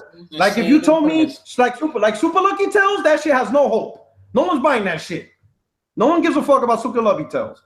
I'm not. Ratchet and Clank, that shit will not survive November either. We're talking about Mario. This isn't Super Lucky Tales. This is a unique character that has been tested time and true. Even on a shit platform like Wii U, that game still finds a way to sell. You see what I'm saying? Again, the only thing that holds back Mario is the availability. Listen to this, right? The more people that can get the game, the bigger it will get. That's a fact. The Wii U, right? And what I'm talking about, like the genre. The last Mario game sold the less in franchise history. Yes, but the Wii U only sold 10 million. That's what I'm trying to tell you. The Mario is limited. Mario, no, it sold 10 million consoles. That's it. I think about 12, but regardless. No, the point is this: Mario's being held back on its availability. It can only sell as much as people have accessibility to buy it. You know. So that's it. Okay. That's it. So if Mario was a multi-plat, that shit will be fucking huge. Everyone will buy it. Okay, it would, but I believe the first one probably everybody running out. I'm saying for Mario. I'm not saying like Ratchet and Clank or Super Lucky's Tales or Conkers. I'm not those games. Let me ask you a question then. I want you to play which is in the same logic to the Switch, right? Right. Same logic, okay? Now you say now everybody's gonna go out there and buy $300 whatever to play Mario, right? That's what you're saying. I'm not. You know what I mean? Is it cool? And I'm not really into Mario games. That's not my thing. I don't think I've beaten a Mario game since Mario 3. I play them at the WoW and get bored with them. Mario to me is not a game that I want to sit through and just play straight through. It doesn't hold me. Hey, ladies and gentlemen, are you not entertained? Yeah, for sure. 156 people fucking hit that like button. Yeah, what I'm saying is there's a lot of knowledge in this. Listen, we talk our shit, but there's a lot of knowledge in this room right here. What I'm saying at the end of the day, right? You take that same thing as Mario. Even with the same concept, and everyone is not paying $300 to play fucking Mario. I'm not. So on a global thing, you know what I mean? And this one time goes back, I don't think the Switch is going to have legs. You know what I mean? All right, so now you're adding. So now you're adding to a whole new thing. I see what you're saying. Yeah, here's the point though. Switch has other advantages. Switch has other advantages. I'm just saying. It comes back to what I'm saying. The multi-plats, because again. As great as Mario is, and you may love it, I'm not saying or even Zelda. People praise that goddamn it's the second coming of Emmanuel the Baptiste. You know what I mean? Who's talking about Windbreaker right now? But guess what we're talking about? We're talking about that Destiny 2. We're talking about the New Duty. We're talking about the Red Dead Redemption. I'm just talking about. I'm not saying they're not great, because people get confused what I'm saying about those being great games and this, that, and the other. Yeah, but let me ask you this: Who's talking about Call of Duty Infinite Warfare? No one's talking about it. Some people may be playing it, but here's my thing. Here's the funny part. Here's the funny part. Switch has an advantage simply because people are looking at it as a portable device. Whether Nintendo wants to admit it or not, That's how yeah, that's $300. But guess what? People are buying it. Listen, they're buying it. PUERTOROCK, the console came out when? It came out in March. Okay, all right. We're in August. Okay, all new hardware sells pretty much. Hold up. Well, no, the Wii U, the Wii U, no, in the beginning, for the first 2 months. Okay. After 2 months, it died. Okay, but listen, but also to what has this shit is still popping. The only thing, like I said, the advantage that the Switch has right now, and has more original software than the Wii U back then. You know what I mean? But look at again in the same vacuum, in the same landscape. Again, as I was saying, that again, like I said, before as these multi-backs and how they're so huge, all these big games that are going to be talking about $1 billion. Yeah, but here's the thing. I get that. I understand. But here's the thing. You know, so here's the thing. What if you know, because the consoles, we have a huge amount of sales anyway. What if you already own a PlayStation or an Xbox? Okay. And you want new hardware. Okay. So you get the Switch. That could be a secondary console. Okay. Here's the thing. And also, it's two sides to that coin. I already have an Xbox and a PlayStation. Because I don't like when the Xbox and the PlayStation, they're doing the same thing. They're not the same console. Regardless, they're not. You know what I mean? Sony has, it comes down to exclusives, and exclusives gives this console its identity. Even as far as that, me personally, and this ain't no shade here. Talking about me, the games that I like to play, if I already had an Xbox and I said I can get one other console, the Switch wouldn't be it. You know why? Because I want to, I like, you know, I don't want to feel restricted. I want to have to hook up my cell phone and play games, you know, talk. I ain't wrong. That's a bunch of, I like my achievements and my trophy. The Switch ain't doing what I'm used to doing. You know what I mean? And the same thing I said with the Wii U. You know what I mean? Like I said, it's crazy because people call me a Nintendo hater. I spent more money with Nintendo on the Wii U's launching Dr. Trey's, and that's a fucking Nintendo fanboy, okay? So cut the bullshit. I couldn't do the basic shit with the Wii U that I was used to doing. That's just me. Now with online shit that I'm used to doing on the fucking on the original Xbox. And to answer your question about a hand, people look at it as unique. How long is that unique this is going to wear? Because again, Nintendo themselves said this is not the successor to the 3DS. They're coming out with a successor to the 3DS. So how long is that handheld shit is going to appear? Just think about I don't know. No, that's a good point, but we can only look at what we're looking at now. No. Like right now, the number one game. Listen, like me and you, we don't like Splatoon. No. That's not our shit, but it's the number one selling game in July. Okay. Zelda is still in the top 10. It's been in the top 10 NPD every single month. Mario Kart is in the top 10 every single month. Remember you saying every single one of the multiplats? Well, right now, Nintendo games are in the top 10 every single month. Because somebody, so you got to understand, there's a shitload of people that are liking this console. For whatever reason. We could look at the shitty chat system. We could look at it has no achievements. We could look at it from our own perspective. Okay. But people are buying this game. And they're buying the software. They're buying the software. You get a new console, right? Yeah. Whether it's Xbox, you buy like 2-3 games, and again the console is selling well. I've always said that. All I said, bro, we can revisit this conversation in a year, and if it's still selling, so next March. Yeah, well, next holiday season, whatever the case. But I would say this, right? Goddamn, so holiday 2018. Well, yeah, fine, yeah, right. Because again, here's the thing. Because this is what happens. Okay, you can only release. No company keep up the perks of releasing exclusives every whatever because they're going to eat themselves. That's when the third party comes into play. When you don't have any exclusives to release on this thing, you know what I mean? So then what, you know what I mean? If you go, then you're going to have these, like you say, these long amounts of drugs when there's nothing to play. Because you get, believe it or not, okay? You have the exclusives, you know what I mean? Then the multiplats are the filler. So you know what I mean? So you've been eating steak 7 days a week. Now shit getting kind of low towards the end of the month. What do you fall back on now? And the Switch has nothing to. If you think Nintendo can release 12 exclusives every year, you're bugging. Like it's not going to happen. You know what I mean? And all they're doing is giving you the Wii U library all over again. So what when that runs out? Then what are we going to do here? We're going back to what I'm saying because you need again. They released a console that can't run into goddamn multiplats. That's what it all. I don't give a how you split it. 3 goddamn gigs of RAM is 3 goddamn gigs of RAM. They're not going to get the battle for it. And it is a problem when developers have to go out of their way to shoehorn a game in. So you just put out, and again, this is a 9th generation console. And Nintendo, I think it appeals to Nintendo. Yes, it does. I don't see the junker to play Call of Duty or Madden or Grand Theft Auto putting that $300 more. They're not going to do that because they can't get that on their platform. But here's the thing. I think from the consumer's perspective, They're not expecting. Okay, they're not expecting this platform to have those games. In the same way, people didn't expect these games to be on the 3DS. They're not looking at the Switch as a competitor to the PlayStation 4 or the Xbox One. It's not. That consumers are not responding to that. At the end of the day, it's the perception. Listen, at the end of the day, is what the consumer perceived the platform is. When they see this shit in the store, they see a handheld device. So they're gonna treat it like a handheld device. That's just the reality. Nintendo cares, whatever. Listen, Nintendo, listen.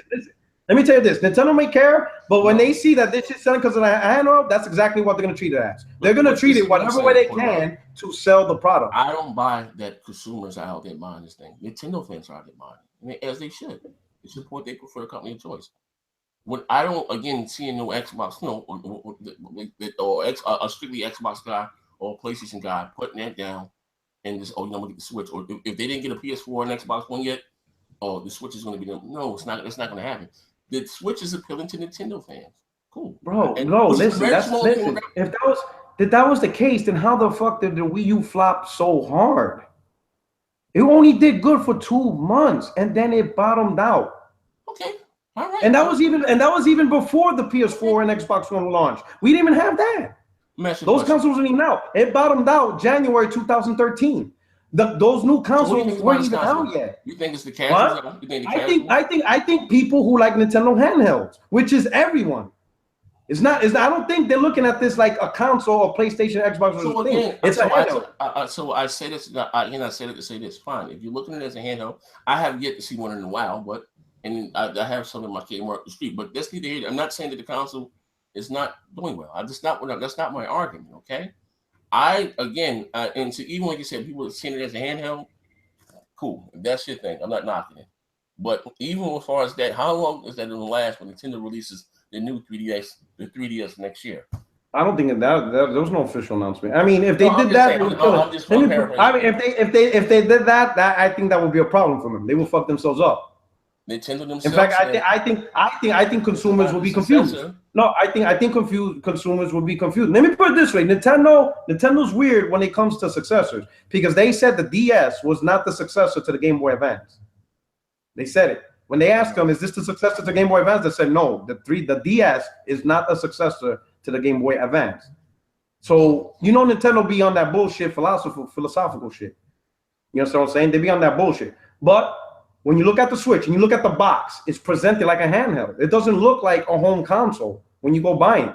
And most people are talking about how great portable is. I hardly see videos or tweets of people docking the damn thing. Some people don't even play it docked. I haven't seen it, bro. Not saying that you can't. It's really it's perception. What's cool? Here's the thing. Listen. Before I concede, okay, I'm like Hillary Clinton here. Before we do the recount, and I concede in one of these electoral states here, all I said is wait to see a year, okay? Because right now they are releasing software, okay? They gave you a tease of Metroid. That game may not come out for 3 years from now. You haven't seen the game, but I'm saying, and I don't care. And again, I understand. I'm trying to be subjective here because I don't care for those type of games. It's not for me. And I understand everything is not for me. So all I'm saying is that in the vacuum, I'm just giving you, Bob, like I said, personal experiences. Like I said with my son or even my daughter, when I got him, his first console was the GameCube, right? GameCube. Next year when he was going to 6th grade, all his friends were playing Call of Duty. That was it when I got him GameCube. Even look, Alex, the danger, all the jokers that went Alex, Switch boys, he went out and sold a goddamn Switch. Shit, drag. You know what I mean? So again, I say that to say this: give it a year on the market, okay. And then if it's still doing, and next to, like I said, all the AAA, the Red Dead Redemption, then I listen. I don't have a problem with that. Listen, not like I want Nintendo to fail. I don't. Yeah. I miss the days of them going out there. I don't like this gimmicky type shit. And for all of you guys that are singing, that are all hyping this, that was what Nintendo has never been about. Nintendo was always about power and performance. This is some new shit here. Yeah. The they can't compete. They can't go toe to toe. It's their policies. But they can though. Yeah, they do some weird. But here's another thing. Another advantage the Switch has. Here's another advantage Switch has. All right, because we're talking about game development. You got to remember, you could call this a console. Let's say we both agree it's a console. Okay. But it's using mobile technology architecture. It's no different than a tablet. It's using an ARM architecture. The Xbox One and PS4 okay. too. All right. They're using a mobile CPU, but the GPU is pretty much a desktop GPU. Right? The Wii U 100% is pretty much no different than an NVIDIA tablet. You know, which means while you may not get the graphics or the fidelity of the consoles we have, they do have the easier development cycle that the tablets and phone games have. Okay. This architecture is not as difficult to make games. So you're gonna get even from third party, they'll be able to spend more money and pump out. Now the quality of the games, that's left to be determined. Okay. But as far as money and time, is going to be a lot less. Okay, to develop on this platform, so they'll be able to push out more content. All I'm saying is this: even in that landscape, there, right? You know, development and all that shit. You know, it is not going to get the same game. So you have me playing a console price for a thing, and I'm not going to get a console experience because this is what they're advertising this thing here. Me personally, or a lot of people that I know, I'm not spending $300 to play Candy Crush. I'm not. You know what I mean? Or, you know what I mean? If I'm going to buy something for $300, I can get that, and I can fucking play. What do you call it? $300 get me a PS4 Slim or $250. Get a Slim, get an Xbox One S. I can play my duties, play all that shit. Well, you can't play. Listen, I am a grown man with an active sex life. I drive. Where the hell do I have a time for a handheld when you got it? It doesn't fit in, and you know what I mean. It doesn't. I'm just being real. I love gaming. I'm not walking down the street with no goddamn. I'm a grown ass man, though. We ain't doing that, man. Mario. I'm gonna say this. There's some this. You know, there's Xbox dudes who owns Xbox One S, and they're saying this is a few, but they're saying for the price of a One X, they could buy a PlayStation and a Switch, and now they have every console to play every single game that they want. You see what I'm saying? You gotta look at it that way. Oh, bro. Now they're a multi-console owner, and they could play everything. That's if they everything. But again, the Xbox One X, just be clear, it's going to appeal to those people that are screaming about graphics and resolution. And, I agree. And it's been a lot more of those than anything. And, you know, and when you all break it down, I think there's a lot more trolls. I think you guys are banking on trolls. Well, I'm just not what trolls are into sales. There's a lot of guys that just want to talk shit on your channel and call you NXTGEN720. I know, but but then when you ask them to actually pay it, they're gonna be like, no, it's all about the game. What I'm saying, I think they're just some shit talkers. I'm not negating. I'm not negating any of that right there. But you can't, like I said, the reason why the PS4 been successful thus far because it had the better version of these, you know, because again, you know, the God of War looks great and all that stuff. That's the we know about that back then. At an affordable price. Well, yeah, I'm just okay, but they both the same price, you know. But you know, now starting out. When Yoshida did have that 1080p makes you a better gamer. PlayStation was $100 cheaper. How long did that last for? Shit, that was like what? No, I think they dropped the price. What, June? 4 months. They dropped the price like in June. March. No more. They dropped it around. They took the Connect out the box. By the time Titanfall, March, April, the film took over. And that came out the box price cut. Now it's the same price as everything else. You know what I mean? But you know, when they connect, when Titanfall came out, to connect out the box. Let me see. Around this, so Phil came over in March, April. That's when Titanfall came out. If I'm not mistaken. I'm paraphrasing here. No, see here. No, it was June. It says right here, Microsoft admits defeat Xbox One without Kinect coming June 9th. Okay, June. It was June. So that's like what? So the console. Hell no, the console launch in November. So you got November, December, January, February, March, April, May, June. So like 8 months, bro. Okay, I would June. Okay, well, Microsoft spent 8 months damage controlling. Okay, 8 months. So even that's a lot. Okay, that's a lot. What I'm saying is that even with 8 months, fine, but more or less for more years than not, or more time than not, these consoles have been the same price. You know what I mean? Pretty much. And again, so these great exclusives you're talking about now, we didn't know about until now. And Sony, and even Sony said this shit was sparse. Sony been banking on the multiplats. That's again, even now they don't really have for this holiday season. Sony's banking on having the multiplats, the marketing deal. We've been talking about shit the whole show. That's all that I'm saying. Yeah, but Sony also is relying on the games they released early in the year. You know, because look at this. People were making an argument last year that Uncharted is not going to be a relevant game for the holidays because it came out in May. So that's a whole game for the year. All right. But when they bundled it with a console, that shit changed the game. Okay. So when you have a new hit game that year, it's still going to be relevant in November because the new owners still want to play a hot new game of 2017. You think so? So like Horizon. So like Horizon. A bundled Horizon will be a big game for Sony if they did that. So you think that there are people? I'm just being realistic in the numbers. I think everybody that owns a PS4 more or less pretty really. I don't think anybody's still waiting to get a PS4.